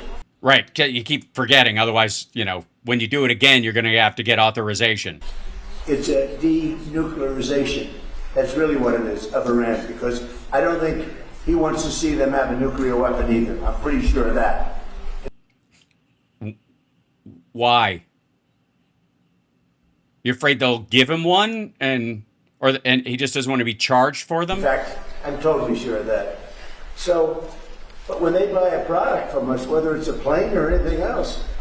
Anything else? Secrets? When it's time for maintenance, I think don't we have an obligation to help them? What are we going to say? We're not going to let you use the product that you spent a lot of money in buying? Well, it depends. Are they using it in Iran? Are they giving it to Iran to help them hit our ships? And especially when it's been somebody that frankly has been more helpful to the United States than many other more traditional countries. Based on what? Well, by the way, maybe because they're the only one of the NATO countries that imprisoned an American evangelical priest and traded him for military goods. I'm just guessing you're not going to run into that. France isn't going to have to do that favor for you. Yes? Germany isn't going to, you don't have to make a call to fucking England and go, hey, can you release our prisoner and we'll give you a fucking fighter jet. Mr. President, He has no idea what he's talking about. He just doesn't. He just he likes how shiny the shit they've shown him is. The bill, they whipped out all the gold. They pulled out all the furniture with gold. They put his name in gold on a building. This is fucking gross. Zelensky tomorrow, sir. You will meet President Zelensky tomorrow. Should we expect a breakthrough soon? Where are we at Ukraine talks? I had a very good talk with President Putin, who, by the way, has a lot of respect for President. Yeah, he does. Erdogan. Oh, wait, hold on. Is this the one time he references his notes? Somebody asked him a Putin question, and that's the first time he's looked at the paper. Putin, who, by the way, has a lot of respect for President Erdogan. A lot of respect for him. Maybe he was just looking to see Erdogan's name on the sheet. We had a long talk yesterday. It lasted a long time, and I also. Yeah. And by the way, it wasn't yesterday. He spoke to him on the 4th for 90 minutes. Spoke with President Zelensky right after that. I think they both want to make a deal. You're an idiot. What are you talking about? It's too bad it took so long. Well, yeah, it was supposed to be one phone call before you even took office, right? Wasn't that the promise? No new wars, no regime change, no foreign wars, no wars in the Middle East, and you were going to end the Ukraine-Russia war with one phone call before you even took the oath? But I think there's going to be something's going to... Honest to God, who actually gives a shit when he says, I think, about any of this stuff? Because what do you have to base that future possibility on that he thinks is going to happen based on all the other times he's thought it was going to do something? He thought the phone call would solve it. He thought he could stop it. And the president's also helping us with that, but I think there's something... How? I settled 8 wars. Oh, fuck me. No, you didn't. And I think... And Pakistan and India, it'd be a nuclear war. I saved the whole earth, so stop bugging me about promises I made. I did a bunch of shit that I had nothing to do with, and I can take credit for because it just stopped while I was talking to them, so I must get credit for that, even if I couldn't possibly do the thing I sold everybody. Be settling, and it doesn't seem likely now, but sometimes with war, I see when it's least likely, that's when it happens. It's true. It spontaneously just stops. I had a very good talk with President Putin. I had a very good talk with, I would say, as a combination. A lot of times I'd do well with Putin, and Zelensky would be a problem, or vice versa. Yeah, you can't say you did well with Zelensky. You can't say that sentence. So you just got to say vice versa. Zelensky would be great. Oh, there you and go. Putin would be. They both want to get it settled now. More than that, that's all I do in my life is deals. What deals are we talking about? You mean like the MOU? No deals. Or the three-phase China deal to get them to buy all that stuff from us back in the first term? And I think they are going to, I think we're going to get it settled. Great. Cool. One more phone call. 2 weeks. Hopefully soon. Hopefully a fucking year and a half ago, I think. Last month, 35,000 Oh my God. mostly soldiers. I don't know what the mostly soldiers part is about. And the death toll of civilians is the thing to note right now. The Russians are hitting apartment buildings in Kiev, and oy. The month before that, it was 24,000. The month before that, it was 27,000. He's making that number up. No, it wasn't at all. And the month before that, it was 29,000. No, it wasn't. I don't know. Like he's just pulling numbers out of his ass. But last month, it was 35,000 young soldiers, mostly soldiers, died. Mostly young? And that's crazy. Yeah, especially considering Russia was supposed to be the second greatest army on Earth. Now they're just number 2.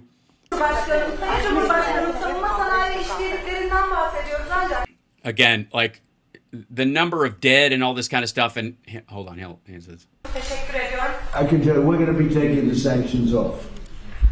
Okay? Oh, this is the part that flipped out Marco Rubio. I don't want him to waste his time answering that question because we're working very closely with Marco Rubio, very famous. Yeah, who's like famous man, great Secretary of State, and with Scott Bassett, and with Pete and everybody else, we're going to be taking the sanctions off. It's time to do that. Okay? Mr. President. Why? In exchange for what? Again, he's just buying favor with these motherfuckers with U.S. taxpayer dollars and our military secrets and hardware. We don't want to sanction friends. It's very simple. There's plenty of people we can sanction, and we are sanctioned. We don't want to sanction friends. And I see. So you have a very good relationship with Putin. You're going to drop those sanctions too? Because of the president, you know, we have a very good relationship with. I've heard that from somebody. I can't remember who. You have a very good relationship. Yeah. It's a total reach around. You guys are rusty trombone buddies. We get it. New leader of Syria, and he's done an amazing job. In a year and a half, he's pulled the whole country together. And I have a very great relationship with him. And somebody said, well, he's pretty rough to put him there. I approved him along with the president. We were the two that really wanted him. And he's done a great job. He's done a great job. He captured the Captagon industry. And you guys can now point him in the direction. Good Lord.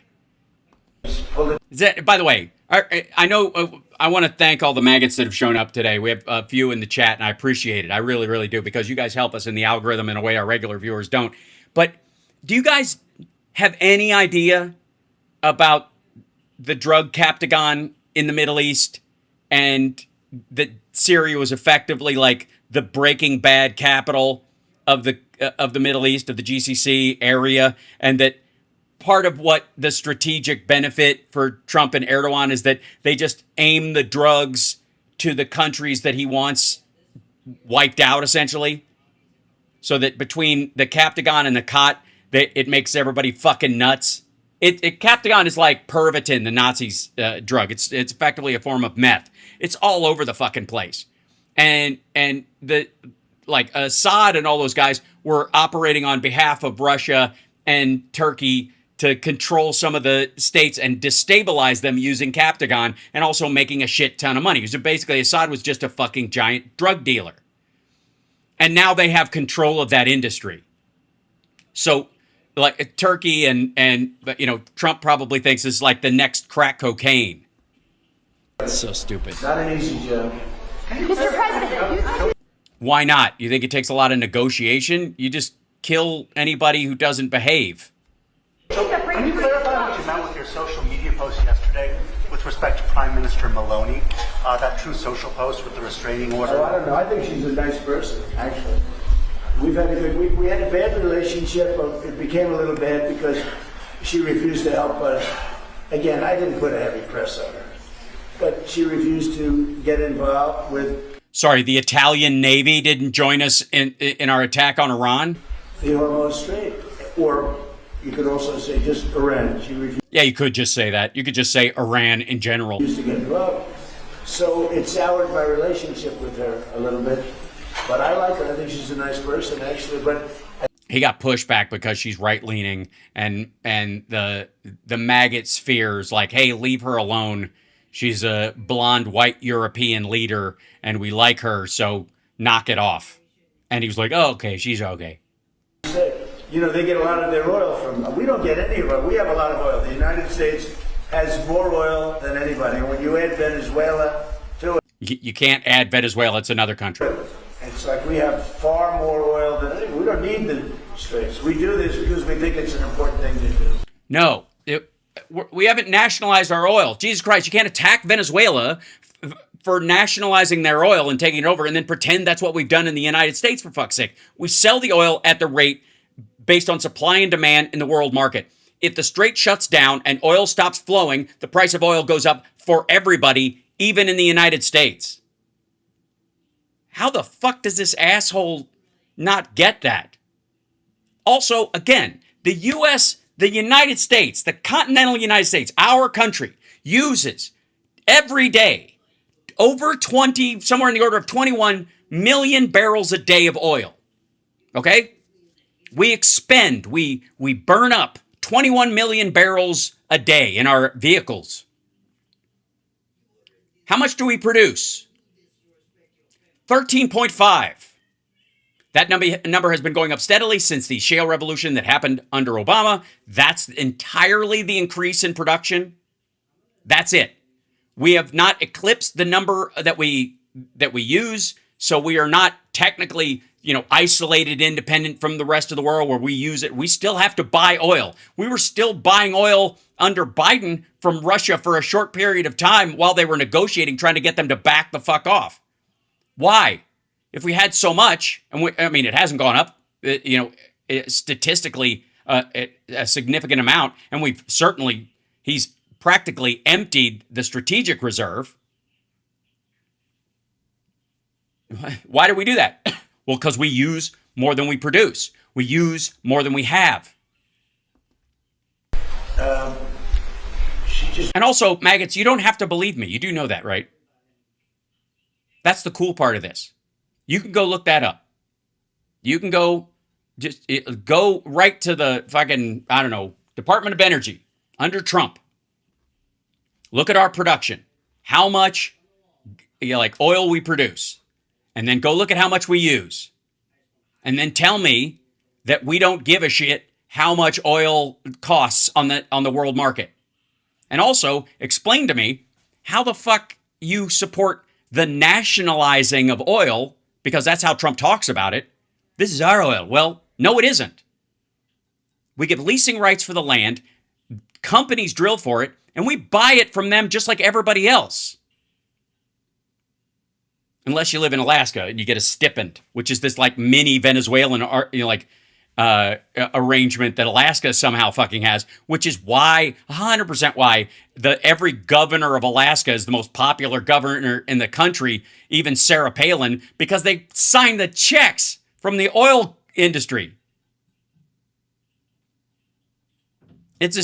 Seriously, it's like straight up socialism if you really, That's nationalizing your resources like that is exactly what we had supposedly toppled the regime in Venezuela over. There for us, and I wasn't happy about that. You can imagine, I wasn't happy about that. Mr. President, you seem to express optimism that a deal between Russia and Ukraine is close. Why do you think that? What conditions? Because I just really think I talked to them. They want to make a deal. I think they really want to make a deal. You mean the same way you think the Iranians want to make a deal while they're marching around with signs with a picture of your head with a target on the forehead? And they're, you know, hundreds of thousands of people yelling death to Trump? Did Putin seem... About with what? Russia, Ukraine. Did Putin seem open to any concessions that he Never had? changed.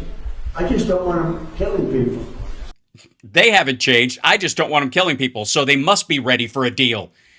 Hey, asshole, Russia doesn't give a fuck. They certainly don't care if they kill Ukrainians, especially citizens. They sent rape squads into cities. They don't care. And they care even less about their own people. You know, it doesn't affect the United States.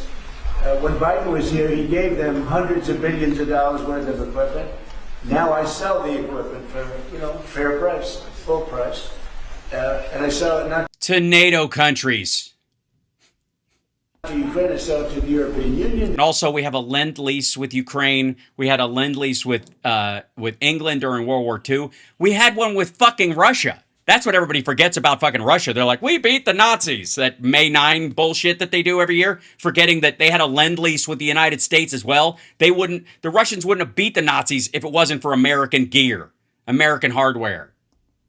Yes, but with me, it's not anything to do other than I'd like to save lives. You have 25, 35, 30. Here's a good idea. You got such a great relationship with Putin. Tell him to get the fuck out of a sovereign country. Pack your shit, buddy. It's not your country. You could have saved yourself a 500,000 dead, you know, and another like almost 1 million wounded, amputees, bedridden for life. You could have saved all those people if you'd have just left the fucking Donbass alone and made business deals. You could have licensed areas cheaper than the cost of the war. One time it hit 41,000 a month. Souls, they're dead. Yeah, well, the souls aren't dead. The bodies are dead. The soul lives forever. I forgot he doesn't read the Bible. They leave their mother in Ukraine. They leave their mother and father in Russia, Ukraine. They wave goodbye, and a week later they're dead. Yeah, it's not quite like that. I mean, it's close to that in Russia. In Ukraine, they get some training. In Russia, they just give them a fucking cardboard cutout of a AK-47 and tell them to run through a field as drone bait. It's crazy. It's nutty, wacky. And I would like to see, it doesn't affect us. It's really, you know, it's far away. It affects Europe much more. We're there to help Europe. But it doesn't affect the United States. We have an ocean in between. Do you think he's familiar with the concept of Ruski Mir, the Russian world? That anywhere a Russian soldier puts his foot, that's Russian territory, which is why Putin wanted to meet with him in Alaska as a show of force, even though he's too fucking stupid to recognize that's their doctrine. Does anybody think Putin and the guys around him are going to stop with Ukraine? Why the fuck are they talking about Poland and Estonia and Latvia and Finland and the rest of Europe? I mean, maybe they don't talk about attacking the United States because they've already captured the fucking leader. You know, it's just, I can't stand watching what's happening. I've seen the pictures of those battlefields, and it's a drone war. It's a war of drones. It's a whole... It so is. Tell us about the drones. Whole new technology. Are the drones in the room with us right now? And we're actually the leader in drones now. We have the most sophisticated drones, but... Somebody said, you mean if we go socialist, we can all get a huge check from the oil companies? No. It means the oil company checks will be spread so thin, it'll be like being part of a class action lawsuit. You're like, here's your nickel, dum-dum. Enjoy your polluted skies. Please, just don't get me started on the whole fucking socialism bullshit. It's not an economic theory. It's a fucking bumper sticker. Even the Democratic Socialists, like it's because Democratic taxation support doesn't sound as sexy. If I could, they assume like young people will like appreciate socialism as an idea because they think like firemen and police and infrastructure are socialist. They're not. It's just democratic taxation, silly. But that doesn't sound sexy. It's the same way these assholes talk about the deep state because bureaucrat doesn't sound scary enough. Believe how violent it is. And I've seen the battlefields. They send me pictures. I actually want to say... Somebody said, we'll have no oil companies. Yeah, you will. Somebody's going to have to do the work. If you're going to get the oil out, somebody's going to have to work for them. And if you made them socialist companies, I guess we'd all have to take turns, or people would be forced to work in them. Again, that's the other part. If you nationalize it, you can basically you create, like you take National Guard people and make them work oil fields. That's how that shit works. Yeah, being social is totally cool, 56 Nick Rich. We should all be more social. I agree. Don't send them to me. Pete, this man right here sends me pictures. Does he? Of his dick, like he did that lady at that gathering where he jumped on her and his wife made him go to like a counselor and pray with her every morning before he goes to work? Sounds like CIA talking. Me or him? And I said, Pete, you know what? There's enough to look. I've never seen anything like it. It's carnage. And it should stop. Did Putin seem open to it? Hey, it would end the second Russia fucking left. Right? All Russia has to do is get the fuck out. Like Ukraine would want, I'm sure, some sort of reparations and sanctions and that kind of stuff, but the killing would end. Pack your shit, get out of the Donbass and Crimea, and it's over. It's over. But you can't ask the Ukrainians to stop trying to, like, just let the Russians advance. This is not a balanced situation. This is not, again, in many ways, I think that's the problem with war as the word for what this is. It's an invasion. The act of defense by the Ukrainians is not an act of war. It's self-defense. And Russia was not declaring war on the ideology of Ukraine. They just want the fucking land. It's imperialism. That's all it is. Did Putin seem open to any concessions to end the war? Did Putin seem open to any concessions to end the war in your call with him? We get along very well. She asked if did Putin offer any concessions in your phone call? And we're going to get it settled. And President Erdogan is helping us get it settled. No, he's not. He's helping with arrest. No, he's not. He's not even nodding when he hears the answer. It's like, I am? Why the fuck would I do that? I'm trying to take over the GCC. I want you tied up in all this shit. I want America, like, embarrassed and spending all their blood and treasure jerking around so that I can move in and seem like the sensible one. Yeah, and it's Erdogan. I know. He keeps saying Erdogan. Yeah. Which sounds like a bug killer. I use Erdogan whenever there are gnats.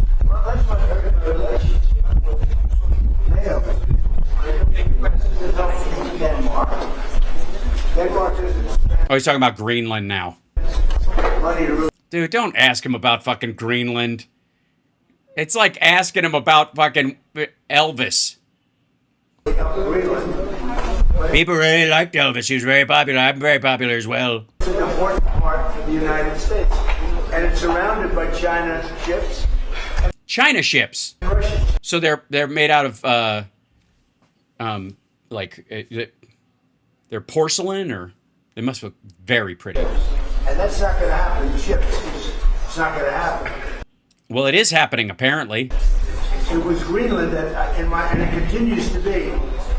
That should be controlled by the United States, not by Denmark. sorry. And when they wouldn't go along with it, and with all the money we spent to help them with Russia.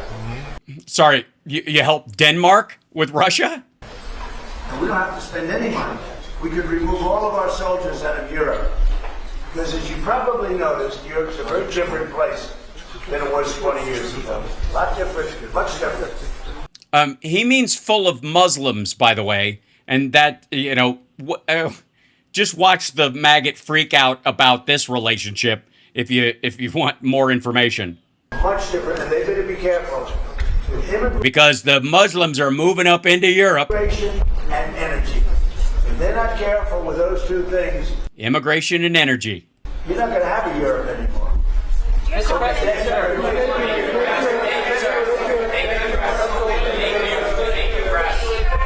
Yeah, they're just getting him out of there. Okay, that's the end of that. And then, of course, I was amazed that they even had him sitting there as long as they did. Oh no, it's an earthquake. Okay, so that was the White House's feed. You want to talk about the quality of things? You know how Trump is busy gold leafing shit? Maybe invest in some AV gear for this kind of stuff. What about the American people? You're adorable. He doesn't give a shit. His sons are going to make a deal in Turkey this weekend. Yeah. It's just, and in exchange for, a building named after him and the ability to build a Trump Tower Ankara or something, he's going to give them F-35s and American AI chips and secrets. That's just the reality. And let's see, let's go to this. Look, some people think the MOU is working and Trump's great at making deals. Let me show you who thinks Trump is a dipshit and is lying about his deal-making ability. Fox News. First of all, if you're Fox, sorry about the nut on this one too. That was unfortunate. I worry that we're going to have somebody who owns a hog farm and the male hogs are going to charge the screen and try to mate with his neck. But if you think Trump is brilliant, that's not the picture you choose for your buddy. Orange-faced with his white eyes because he doesn't put the makeup on his eyes. Head looks shrunken because you cut out you used a shit green screen effect. You're not even putting the work in. This is Fox News. This isn't MS Now fucking with him. This is Fox. And this is look at this. New audio reveals Iran threatening ships in the Strait of Hormuz. Really? I thought they were going to be hit very hard if they did stuff like that. This happened yet again. Another reported tanker again strike in the Strait of Hormuz. But this ceasefire / deal, I'm starting to doubt it. We think 2 have been struck. It might. You think? Be more, but we'll hang on. We'll hang on to 2 for the moment. A tanker struck by an unknown. Yeah, hang on to 2, Bill. Yeah. Projectile trying to transit the Strait of Hormuz. Apparently, another one made a U-turn and turned. Boy, look at all the ships that are gathering up in the Iranian area, though, and they can get out because there's no blockade from us anymore. We got a bunch of ships. Our American ships are still there. They just float right by. We just wave at the Iranian tanker ships as they go out with oil. Around. No casualties reported. Vessels are being advised to transit with caution. Meanwhile, from Fox Business, they've obtained audio. Fox Business obtained audio. That's telling. Of an Iranian threatening the ships in the strait, and here is how that sounded in English. Oh, an Iranian. It's just some dude. This is the last warning. This is last warning. This is last warning. You are running danger. You're rolling danger? Don't put your life in danger. You are ordered to alter course. Support us immediately. Alter course. Support us immediately and use the south of Florida Island to exit. If you disobey, you will be targeted. This is the Navy out. So, before the war, Iran had zero control over the Strait of Hormuz and the ships that went through. We can agree to that, right? And now, under the MOU, they de facto do / it's open. All right. Okay, Rebecca Heinrich now, Senior Fellow, Hudson Institute. Rebecca, good morning to you. A lot to get to in the next 4 minutes here, okay? The Rock Island is that island that is in the Strait of Hormuz, right there, that choke point that is operated by Iran.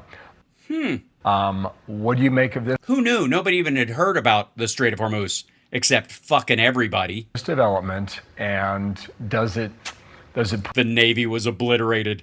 That's adorable. pull the president back into military action? I think that's the direction that we're headed, Bill. Now, remember, the Iranians never had the same understanding as the United States with this MOU. Sorry. So it was a memorandum of two understandings. It's like a rom-com. On the Was this written by Reese Witherspoon's assistant? particular point about who manages the Strait of Hormuz. The Iranians insist that they will manage it, and so they are trying to compel these ships to go through the corridor that's closest to Iran. But ships want to get through the strait safely. They're going through the corridor along Oman that the United States is essentially guaranteeing security with our Navy. So the Or trying to guarantee, since ships have been hit. IRGC continues to threaten ships that are not abiding by its way and then are shooting at them. In So we aren't protecting them. the past, in the recent past, President Trump has responded by retaliating. Right now, we've got something of a break in our retaliation because of this. A break in our retaliation. Yeah, we tapped out. This funeral for the supreme leader that's going on inside Iran. That's why we have a break in talks. Yeah, but why are we not protecting ships from, like firing on places if they fire on the ships? Just because they're having a funeral, it's not stopping them from shooting. Do you think that President Trump will, once that's over, get back to, again, enforcing peaceful transit through the strait, and that means Meaning not having a ceasefire. Military activity. Okay, it just appears to me, Rebecca. Iran has guns. Iran has guns, missiles, drones, launchers, radar. Iran doesn't want this conflict to go away. They Oh my God, Bill. Did you just wake up? They want to keep the U.S. engaged here and involved. Why would that be? And there's a reason for that. Yeah, what would that reason be? Right? I mean, they don't want peace. Huh. So they're just picking a fight so we'll obliterate them? They just want to be obliterated? Is that the idea? No, and Bill, they think that by pushing the United States again over this battle over the Strait of Hormuz, that it can assert itself and still maintain influence over what's going to happen over the next coming years. Iran still believes that it can solidify control over 20% of global energy through the Strait of Hormuz. The other dimension here, Bill, to keep in mind, the Chinese have backed the Iranians' assertion that they get to manage the strait. Well, yeah, because they buy their oil from them, and that's the conduit by which they buy their oil.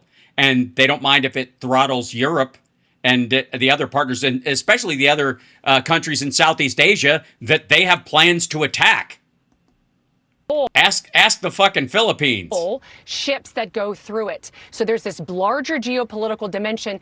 The United States cannot permit the Strait of Hormuz to become an Iranian.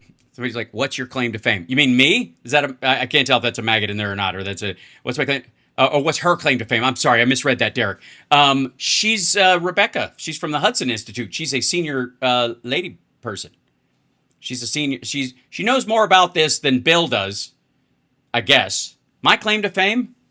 Right too often.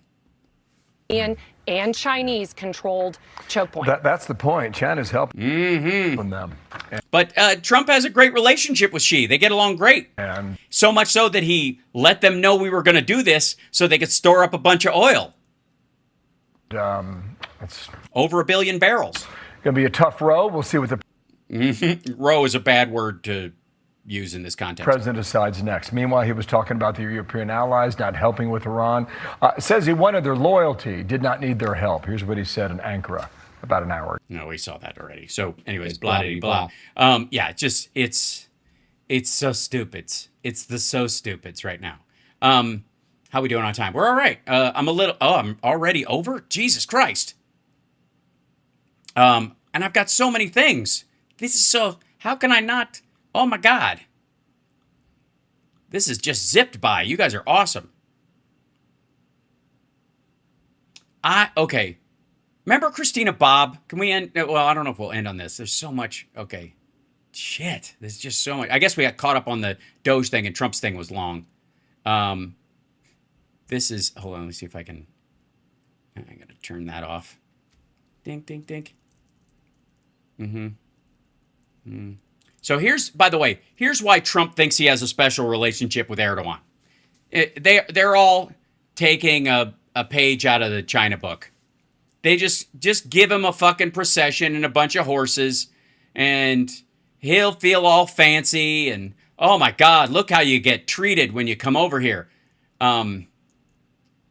Yeah, that's the kind of things you could do when you have legalized slave labor and you can chuck poor people into the ocean. Thank you very much. Look at that. Hello, my friend. And then they go, then they take pictures, and then they walk down this thing, and they take, like, he just loves this. Why are you saluting? What are you saluting? Why are you saluting the Turkish military during the guns firing? That's not our military. Why are you? This is like when he saluted the fucking Koreans. He saluted North Korean generals. He just stand there while the guns go off. This is it. Why are you? The fucking president of their own country isn't saluting. What are you doing? Wow, big guns. Just for me showing up. A little over the top, don't you think? I mean, we're a big country, but kind of simmer down. Oh, and this is the part where he keeps wandering. He's like, I'm going this way, look out. And Erdogan comes over and grabs his arm. Gives him a squeeze right on it. And then I think he stops too early. Hi, guys. How are you? It's like being followed around by characters out of a cuckoo clock. And they walk down this thing, and here you go. And then that guy walks across. Oh, this is the part where he forgets where he's going and wanders off. He goes to turn. He's like, we're going to say a couple of words. He goes, what? The wrong way. We're going to face that way. Okay, we'll face this way. Okay, take some pictures and nod at those guys, and then, okay, go this way. And he's slapping his bad leg, which he does sometimes. And we keep walking. Okay, they do this. Yeah, okay, and then they walk over here. Here, you say some words. Hold on, we'll see if he says something worth hearing. 1 second. Whoops. Back over here. Merhaba, Ashkar.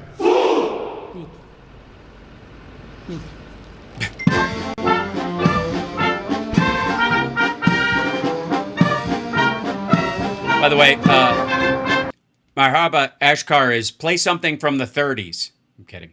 Okay. And then they had a flyover. Wow. Those are RF-35s. An American flag. Look at that. Oh, yes, this is good. And then they walk him up the powder blue carpet, make him feel like he's in Florida. And you know, and he goes, wow, it's loud, it's loud. Okay. Then they go up inside the thing, and it's the longest walk he's taken in ages without a golf club in his hands, and even then he has a cart. And then they talk a little, and then they go inside. That's it. Okay, so that was the extent of that entire the pomp and circumstance. That's why he gave them the F-35s. It's that stupid. But I want to show you something real quick. This is it. We'll do two things real quick. Real quick. Okay. One is Christina Bobb is on Newsmax. And she says, Trump never guarantees he will do what you want. Ouch! His former lawyer. So she just I guess she's finally come around to the idea that the quote of the Donald Trump era is... That was just bullshit, Joel. Yeah. So... Ambassador to NATO under President George W. Bush, Kurt Volker. He was also the former U.S. Special Representative for Ukraine. Also with us today is attorney formerly for Trump, now at Judicial Watch, Christina Bobb. She was all. I didn't know she was at Judicial Watch. That explains why they're doing so poorly. Not just her. I mean, obviously it's a fucked organization, but they're definitely like, we got to really find some people who can help us turn this thing around. Former executive secretary for the Department of Homeland Security, as well as.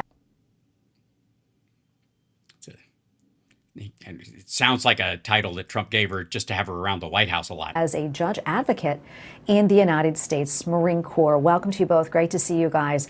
And of course, Christina. Defiant inside the Mar-a-Lago raid and the left's ongoing lawfare. Okay, so it's I guess that book's a little dated. She might want to do an update. The author of Defiant Inside the Mar-a-Lago Raid and the Left's Ongoing Lawfare. All right, so ahead of the summit, NATO Secretary General Mark Rutte announced that billions of dollars in defense projects, seemingly in an effort to reassure President Trump that NATO is holding up its end of the deal to make. No, they're just buying a bunch of shit instead of making it and stacking it on top of other stuff to give to Ukraine, because it's a matter of national security for all of them. And they know it's a great way to suck up to Trump, is just buy a bunch of shit because he feels like he's a salesman, makes him feel big. And meet a 5% spending criteria. Despite the announcements, President Trump did make it clear that he's still pretty frustrated. Listen. I was testing people. I was testing to see whether or not they'd be there, because I've long said that we help them, but I'm not sure that they'd be there for us. Yes, because during 9/11, I think he was busy with the Katie Johnsons of the world. Italy turned us down, and Germany turned us down, and France turned us down. And it's okay. But, you know, why are we spending... Well, then if it's okay, then what the fuck are you bitching about? Hundreds of billions of dollars, and they're not there for us. Because we didn't need them and you told them so? Also said one of the main reasons that he attended this year's summit was because it was hosted by Turkish President Erdogan, highlighting their personal relationship. No, he said Erdogan, and that's now how all of you have to pronounce it. He's your dear leader. Ambassador Volker, do you think NATO has done enough to convince President Trump that the alliance is finally sharing the burden? Yeah. Well, I think what President Trump is doing is trying to keep the pressure on. They have done an awful lot, both in terms of new defense. Blah, blah, blah, blah. I want to actually hear what Christina Bob's input is, because I don't need someone saying something marginally responsible in the face of this. We want to hear what his personal lawyer said. We all watch this shit. Not to move forward, warning that it could shift the military balance in the region, given President Erdogan's increasingly hostile rhetoric towards Israel. But President Trump praised Turkey, saying that they could have gotten involved in the hostilities against Israel, and they didn't. He even said that he would get rid of the sanctions against Turkey. So, Christina, what significance would this move be by President? Yeah, please, let her tell us. I mean, it's having somebody who's the former, like, whatever, NATO Secretary General or actually had something to do with this actual. Why listen to him? I would like to hear from his personal attaché / ambulance chaser shyster lawyer who wrote a suck-up book and is now working at Judicial Watch. Trump, and would it cause more tension in the Middle East? Yes, it would. And I think that's his objective, actually. I agree completely with Kirk that President Trump has a very high tolerance for stress and tension among. No, he's just a sociopath. He just doesn't give a shit. Peers, in this case, among nations. And I think he's using his rhetoric and using his ability, his reputation of someone who would actually, move forward in these directions to let our allies know, hey, nothing is certain. You're not guaranteed that the United States is going to just kowtow to you and do whatever you want. You can't. It's kowtow. Also, it's not that he's just not living up to our NATO obligations or honoring the treaty that we've had for years. It's that he's cozying up to fucking Turkey and Saudi Arabia.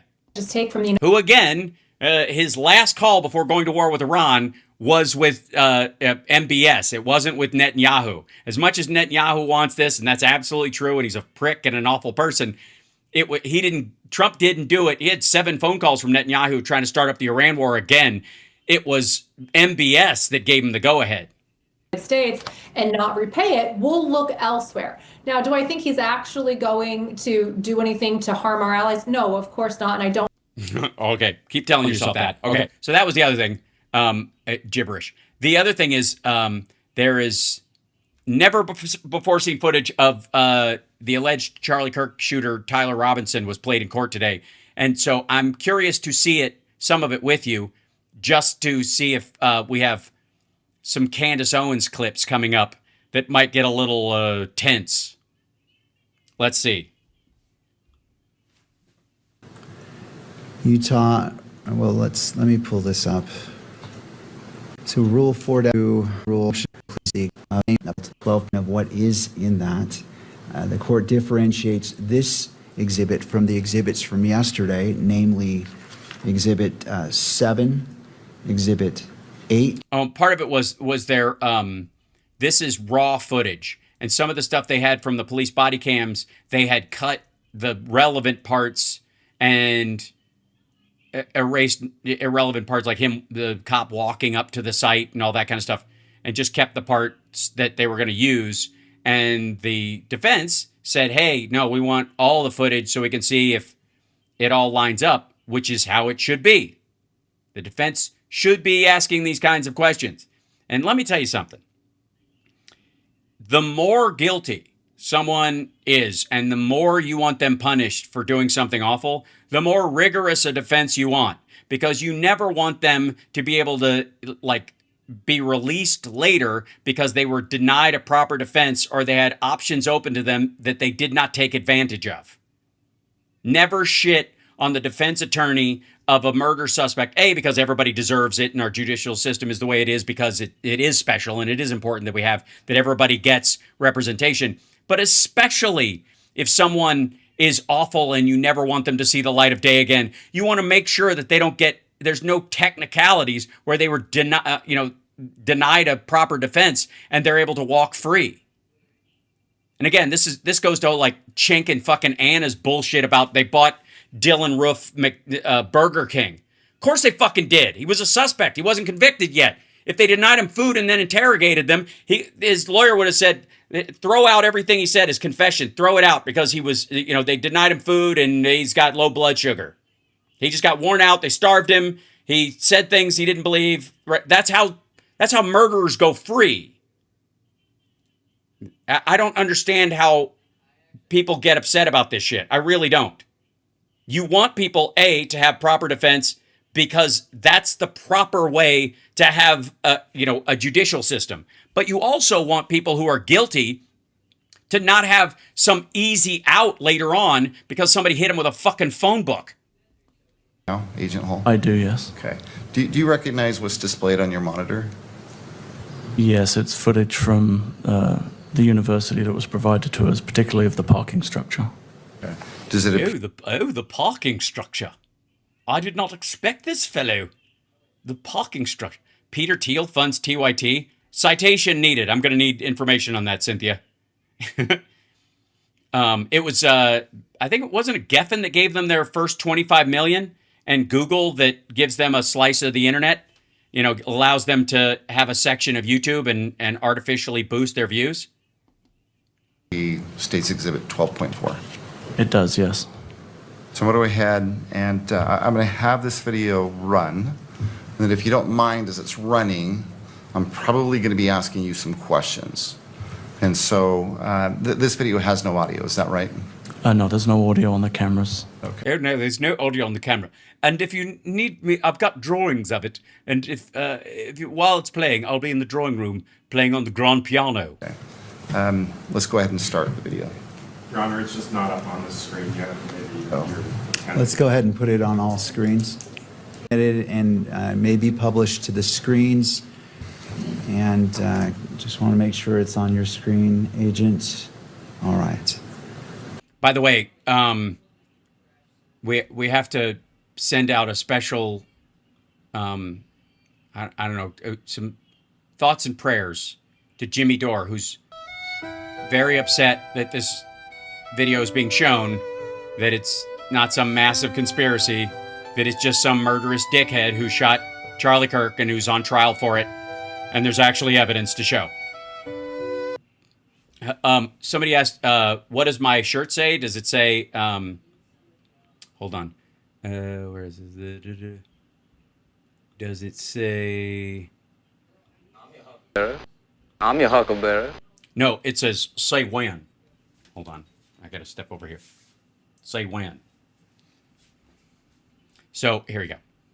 All right. Mr. Sturgill, you may proceed. Appreciate that, Judge. Thank you. Go ahead. Okay, what are we seeing here, Agent Hall? That's the vehicle that is believed to belong to Mr. Robinson arriving in the parking garage on campus. At what time in the morning? What time of the day? It's approximately 8:30 in the morning on September 10th, 2025. And Jesus Christ. I thought this guy flopped with his partner at that house or whatever. So his folks bought him that car? You to believe it's a fucking hot ride. I'm just saying, considering. This particular vehicle belongs to Mr. Robinson. Information that was provided regards to driver's license and Department of Motor Vehicle records. The vehicle fits the description of a vehicle owned by Mr. Robinson. Is there anything unique about that vehicle that stands out to you? The license plate? The shape of the vehicle is very distinct, but predominantly the wheels were very distinctive on this version of the vehicle. Now what do we see? The driver of the vehicle exits the vehicle and then walks on foot to exit the parking garage. That's the individual in the red T-shirt and the shorts and the shoes. And do you believe you recognize who that person is? Yes. Who is that? I believe that's Tyler Robinson. All right, and where does he go from there? He heads out of the parking garage on foot into the campus and actually goes to the quad area of the campus. At that time, he makes contact with some representatives from TPUSA. By quad area... Uh-oh. Maybe I was too soon. Candace is going to jump on that sentence, I bet. Sorry, the amphitheater is what I've previously referred it to. All right. So he goes up on campus, visits the amphitheater area, the courtyard or quad. Correct. He cases the scene. And then what do we see here now? He returns on foot back to the same vehicle. And what time is he returning back to the vehicle? It's about 9:25 a.m. Let me guess, he gets something kinda gun-like out of his car. Also, who did he talk to at TPUSA? Why is this not a thing? Hold on. All right.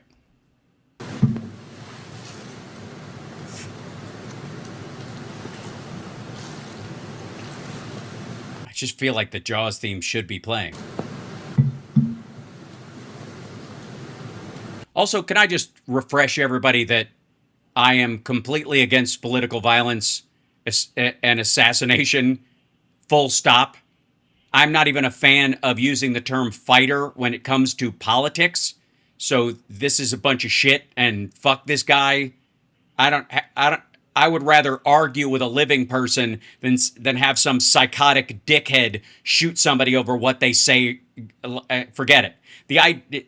I find it even particularly ironic that this asshole would shoot somebody for talking about stuff he doesn't like, even if it's politically motivating, but somehow keep his powder dry when it comes to a convicted murderer, rapist, or somebody who gets out. You know what I mean? It's funny that these guys, especially the political assassins, you know, it's always funny to me that they could just become, I guess, in my head, I just kind of immediately go to vigilante, you know, and try to stop bad guys, even just don't kill them, tie them up, leave them for the cops, whatever. Like, I always think of the people who do like those To Catch a Predator, kind of the private ones on YouTube, where they like trick guys into coming in and they bait them into places. Like, it takes about the same amount of effort, I would think, to do something like that as it would do to like fucking buy or borrow a gun and go shoot some rando to prove your stupid fucking point, which it never does. All it does is make the people involved even more committed. So much so that I think that's where a lot of the hinky stuff around this becomes paranoid, because all it does is reaffirm the value of that person. It martyrs them to the cause, right? And if you're going to put your effort in somewhere, I don't know, maybe become a cop and try to stop criminals and shit like that. If you're willing to put your life on the line for something like that, like, it's just my own personal thoughts. I'm just saying, but don't shoot anybody. Don't pick a fucking fight. You don't have to like take a beating if it's thrown your way. Feel free to defend yourself personally, but violence is wrong. It's why we have a democracy. It's why we're supposed to work this shit out in legislation, so we stop the fighting. Just fucking vote. And where is this parking structure located on campus? It's just off of. It's so ironic to me that the people who are like sympathetic to the asshole shooter who shot the healthcare exec and Tyler Robinson in any way, they're sympathetic to that person. So I don't know why you're against the death penalty, because what is this but the death penalty without a trial? Drive. It's a short walk from the amphitheater. I'm also against the death penalty. By the way, also not because some people don't fucking deserve it. It's just that you can't be right all the time, and the idea that you would kill an innocent person just to kill 10 other people that might have been guilty when you could just lock them up. You can always let a person out. Nobody gets paroled from a cemetery, is my point. See now. That's the Innocence Project doesn't use shovels. Fuck Mangione. Vehicle exiting with Mr. Robinson driving the vehicle.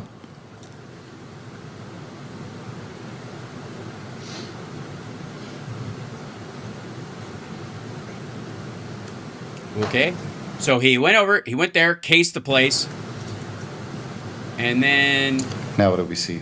He went and parked someplace else. This is Mr. Robinson returning to the campus on foot from the neighborhood to the northeast. You can see he's wearing the same clothing as in the previous video. And he's carrying a blue backpack. Describe the clothing. It's a maroon colored t-shirt with gray or olive colored shorts and then Converse shoes. Is this where they got the footage of him walking with the gun up the steps when it was like the barrel stuck down his pants leg? Fuck that CEO, he killed more people. Yeah, but that's not a reason to murder him. And again, he didn't directly do it. Everybody participated in the entire system that he was involved in. Sorry. And it didn't stop it. Didn't do anything. If anything, it just made those guys... You know what happened? You know what the result was? The CEO pay for healthcare companies went up because they had to buy security and all that other stuff. To get people to become CEOs, they had to offer them more money. They make more money now. For real. And it didn't change a goddamn thing. And also the people sympathetic to what he did, half of them, if not all of them, didn't fucking vote to protect the ACA. That should be reason enough. They didn't give a fuck. What time did he return to campus? Just after 10 a.m. It's right. Atrocious everywhere. I want health insurance company committing fraud to stand trial and pay back the people they defrauded. I agree.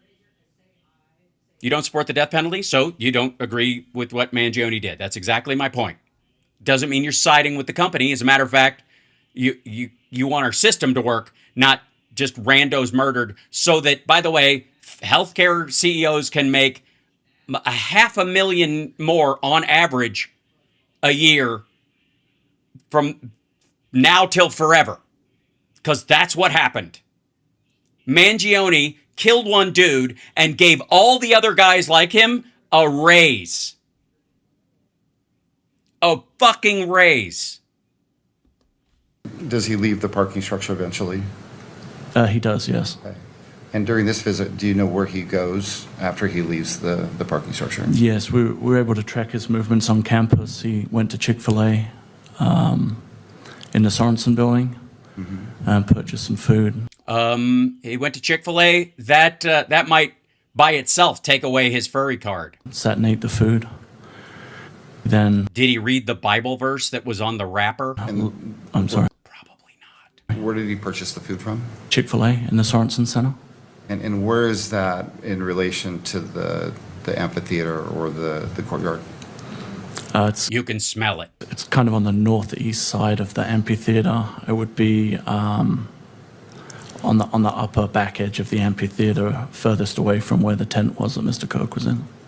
And from there, where does he go? From there, he moves across campus, out across Campus Drive into a wooded area on what would be kind of the northeast side of Campus Drive. Then returns back onto campus. We noticed at this point that he's no longer carrying the backpack that he was originally wearing. He moves through the Gunther building and the computer science building. And then, I'm sorry? And then goes where? Then goes across to the railing that gives access to the roof of the Losi building. From there? From there, he comes back down the stairs and... Okay, they're not... Oh, so he passed by, they're assuming this part, and then he goes back to the parking garage? Off campus from that point. And about what time was that he left campus that second time? Do you know? I believe it was approximately 11 a.m. or just after, if I recall. I could verify from my notes if you need an exact time. Yeah, if you don't mind. That'll help you remember, refer to it. Don't read it out loud. Just let me know when you've had a chance to look at that, would you?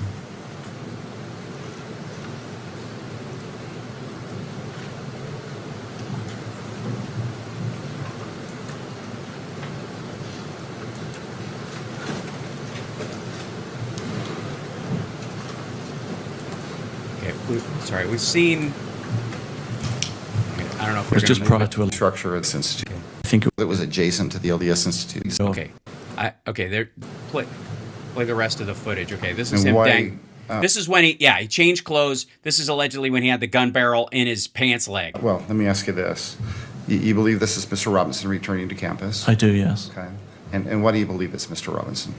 The shoes are the same, and the images that we have. Yeah, so he's limping, and that's because he's got a fucking gun barrel down his leg. That's what they're saying. From my viewing and seeing Mr. Robinson on the video, it's the same person. He's noticeably wearing different clothing. He is wearing different clothing, and he also is walking with a gait or a limp in this video. With a gait or what? A limp. Okay.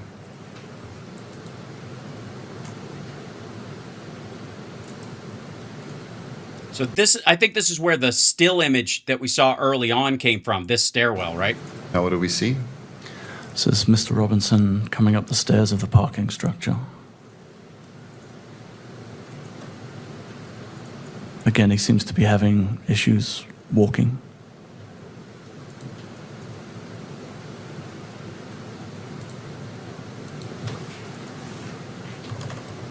Yeah, it's almost like you can, I mean, it's hard to tell from this angle, but it seems like there's a bulge mid-calf when he steps on the outside of his leg because that's where the barrel is.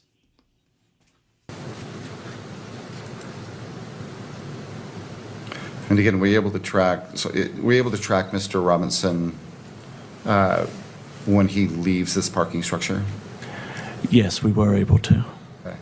So when he leaves the parking structure, where does he go? He comes up around Campus Drive. As you can see on the video here, there is a cut through there north of the Losi building, and that's Mr. Robinson coming up the sidewalk. He has the noticeable gait or limp in his walk. And then he moves south across the front of the Losi building. On the sidewalk? Yes, correct. Okay. He would be the rear of the two individuals in this particular video. Right. So right now, if you were to... The only one limping and wearing the same clothes. Break this picture into quadrants, where would he be? He'd be in the top left quadrant, walking to the left of the image. Now what do we see? This is an image looking across the parking lot to the Losi building, and Mr. Robinson is appearing on the exterior staircase, which gives access to the Losi building roof and the area where the railing was. And again, let's break that image into quadrants. Where would he be located if you broke it into quadrants? It's in the top right, and the individual can be seen moving under the notations that are on the video. Okay. Right around here.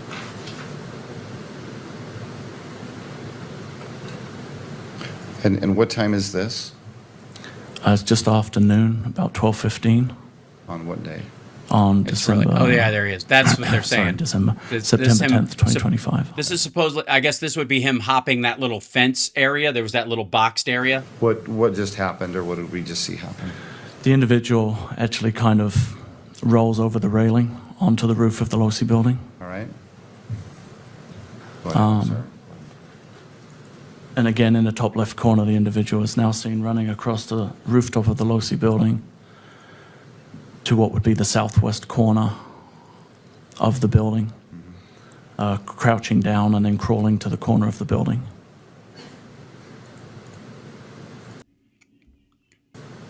And this is at what time? Scanning Around this in. 12:23. It's hard to see from this angle, but I think the timestamp on the video is 12:22. On the 10th.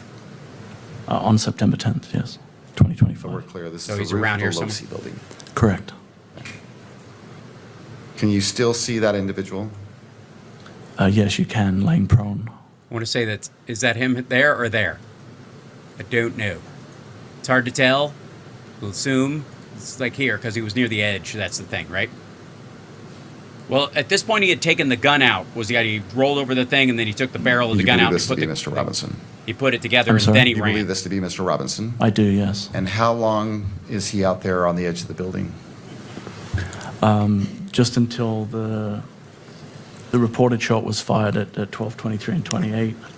The individual then stands up and then moves across the building to the north. Is that what we're seeing happening right now? It is, yes. They move behind the atrium area on the rooftop to the northeast corner where the white triangle is. There he comes. That's him right there. Boom. Okay. So that we've seen some of that before of the images blown up of him on the roof, and when he jumped down, remember that? Like he put the gun thing back in. Question is, how did he deconstruct the weapon so fast, or did he? Not understanding that he is evidence of conspiracy against the evidence that Kash Patel needs to do his fucking job. Yeah, I mean, I think the let's see. All right, let's look real quick. The gun Tyler Robinson used. Okay. Images. So this is the gun he used, allegedly. And it would be slower to put together. This is from Alleged Lies, but this is like, hold on, let me show you this. This is the gun, or one like it, anyways. And the idea that if you had to put it together, that takes more time because you want it to shoot straight. So you'll take more care putting it together. Taking it apart, especially if you think you might not even live, can be rather quick. So let's see if I can find a better image of. This is vintage. Okay, yeah, vintage and hard to trace. This is the. Hold on. See if they show an image of the right. Yeah. So this is. Here you go. This is the Mauser right here. This is the actual one. Sorry. Yeah. This is the Mauser 98. And so, if you had to attach the barrel to this to assemble it by putting it into the housing, it wouldn't take you that long. It just wouldn't. Especially if, it's not like a long range shot. Almost anybody could have made that shot with this kind of gun from that distance. I don't know what to tell you. It's not a hard shot. You don't have to go to the range a lot to figure out how to hit a shot from that distance with a rifle like this. You just don't. Especially a sitting target in a big white shirt. And you could take your time. And then once you're done, you just run across the thing, hide behind the rooftop for a second, take that apart, shove it down your pants leg, throw the other thing in your backpack, and then jump off the roof. I gotta tell you, it's not that hard. It just isn't. The idea that this was some sort of like you know, incredible feat of skill is just nonsense.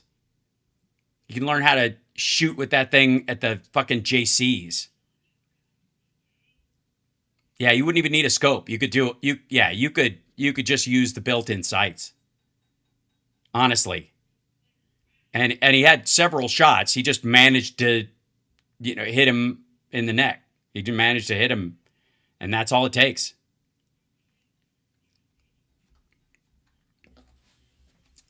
So the idea that also that he had a thick neck and there's no exit wound or whatever, that he was wearing maybe a bulletproof vest underneath of it, and that's why it bounced around inside him, that the actual vest kept it inside, is another possible reason. Makes total sense. If you shoot somebody in one of their soft spots while they're wearing a vest, it can bounce around and stay inside them. But look at any shooting that's happened to a police officer. Happens all the time. Look at shooters, like active shooters who wear body armor. Same thing will happen. So I'm just telling you, if you can, it does not take any time at all to figure out how to shoot a gun like that. It just doesn't.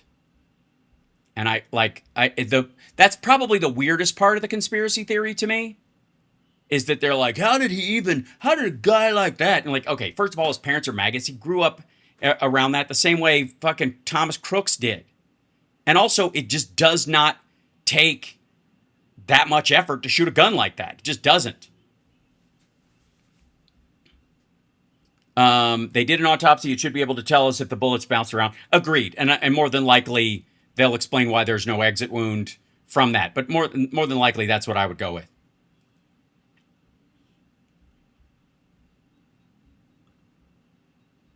There's just not yeah. The idea of what kind of damage a 30-06 does and all that bullshit you hear from Joe Rogan and all that kind of stuff. You also don't know the state of the ammunition, if he if he hexed the end of it or did anything to it so that it would shatter, so that if you only got him once, it would be a terrible wound. You assume it was pristine ammo. That's not necessarily the case either. And since it broke apart, we'll probably find out.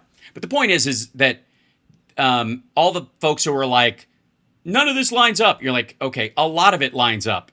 And it's either they put him there to do it, and it was a plot by Mossad and whatever, or somebody else shot him, and that dickhead just happened to be there in exactly the line with it, so that he could be the patsy, and his gun misfire at the exact moment while they, killed Charlie Kirk with compressed air. It's just so fucking weird. The idea that a conspiracy has to even be that fucking complicated is weird.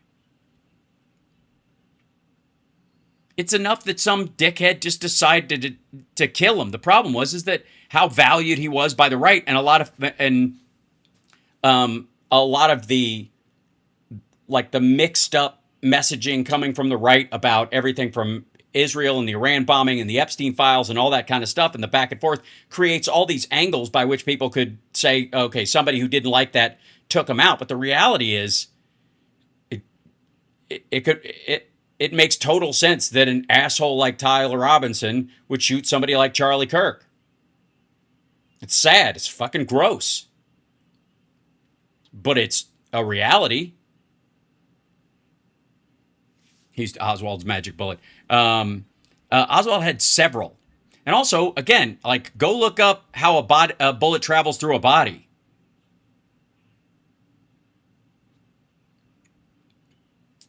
So yeah. It does sell the dipshits. This is very true.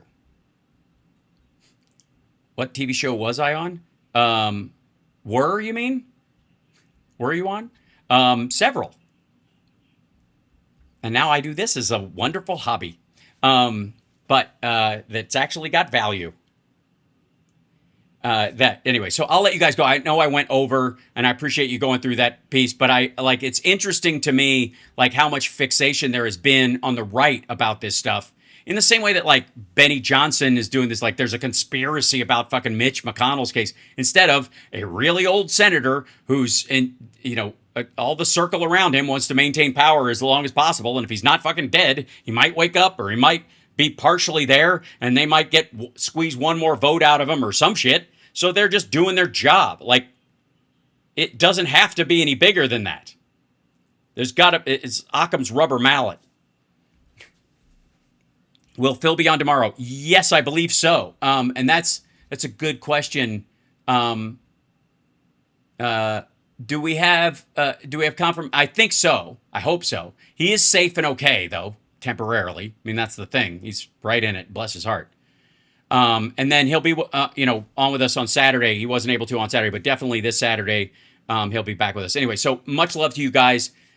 Take care of yourselves and take care of somebody else. And can we just fucking vote and decide work out our ideas that way?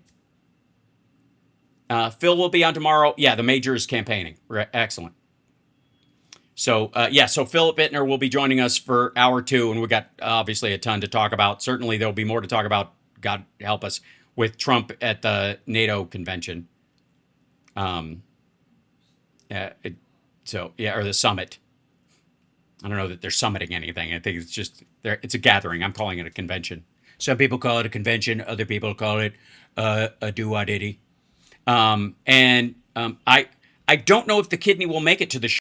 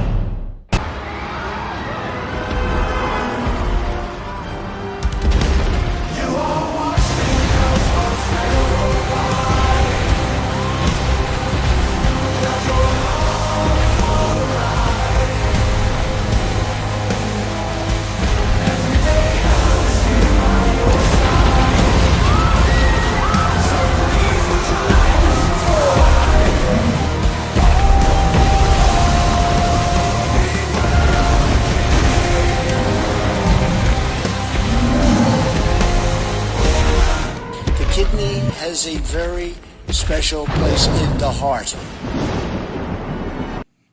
I have heard that. That is true. By the way, I think that's what happened to Patriot Front.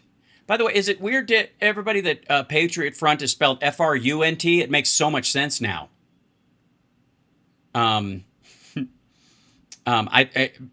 Nick Fuentes apparently keeps misspelling it, but you should spell it properly. It's a U, and it has the little umlaut over it, the little double dots to make it all metal/German. Patriot Front.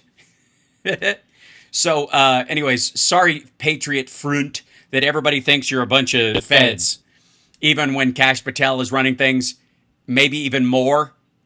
So, hit the like, share the show. Thank you guys. And for the super chats, I greatly appreciate it. Thank you, Alicia, for the super sticker.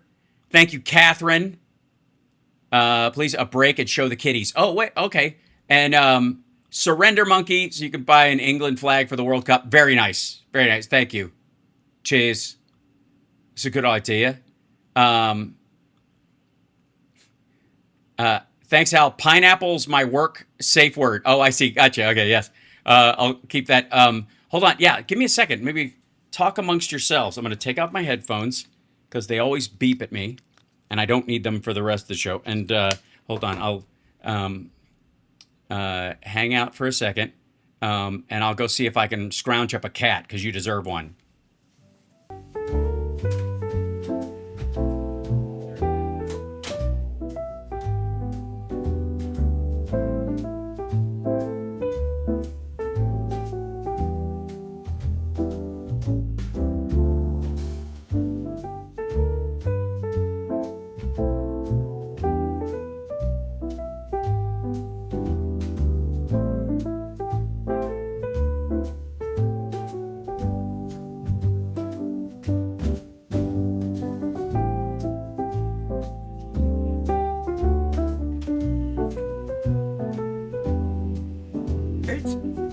It's Chippers. It's Chipper, everybody. Say hi, Chippers. Yes, he's a cat. He's not a panda. Leave him alone. And he lays on the, he's a chunk. He lays, hi, I know. You're such a buddy. You're such a buddy. Come here. Yeah. Chip is like a harbor seal disguised as a cat. That's a boy. It's a boy. I was trying to work on the show earlier. I chip you not. And I was, here, you want to see him anyways. Hello, buddy. It's a boy. And he came up and sat on my lap, and he always rests on my arm, so I have to type with one hand. It's very confusing for both of us. Chip was your big chunk. Bucky's great. Bucky has started bringing us treasures. Yeah. It's Chip, run. This is Chip. I know it's a fan. It's not on. You're okay. He's scared of ceiling fans. He's huge. It looks worse when I'm, carrying him like this because it compresses him. But he's a big kitty. This is your boy. This is your boy. This is your boy. Is you my boy? This is your boy. This is your boy. He's my buddy. Yeah. He will just hang until he panics and then runs away. Chip is amazing. Chip is a great cat, and he's very loving. And he started meowing more when he's hungry, and he's scared. He's scared because he's scared of ceiling fans. It's weird. If he has to go to the bathroom, sometimes he gets nervous about going downstairs because there's a ceiling fan in my office, and he sees it if the door's open. So we have to carry him down and put him in the box. So I'm going to go put him in the box so he thinks we're keeping some sort of habit here. Yes, you say hi to everybody. This is a boy. This is a boy. This is my Chipples. He's very sweet. He's a good boy. Hold on. Let me try to put him in here. 1 second. Oh, gosh.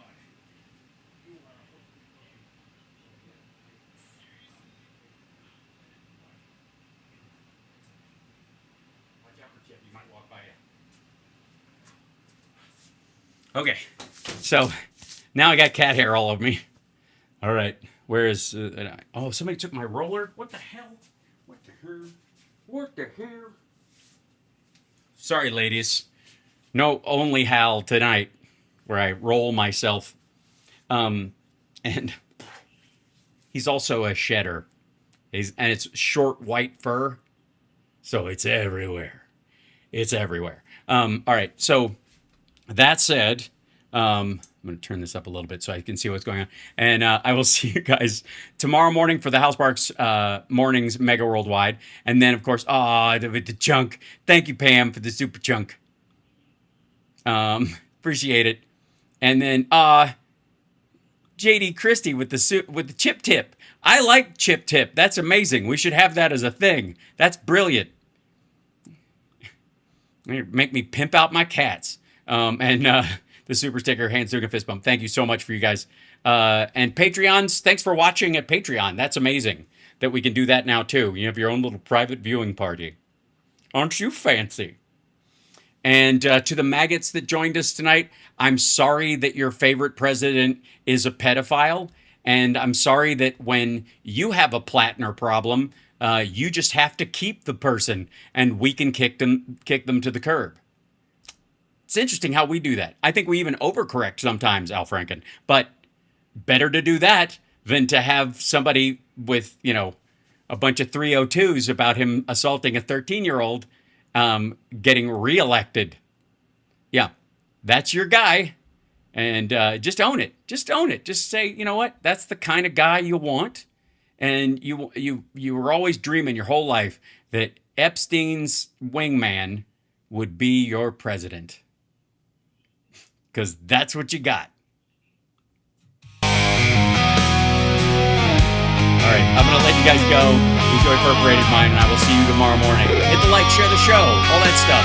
You can do it. And subscribe, for Christ's sake. I mean, it can't be that hard. It's a button. It doesn't cost anything. I mean, come on. In the year of misery, on the day of my night.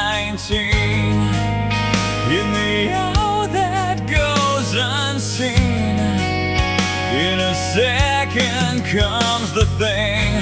I know it's real and then it's gone. Is it like this for everyone?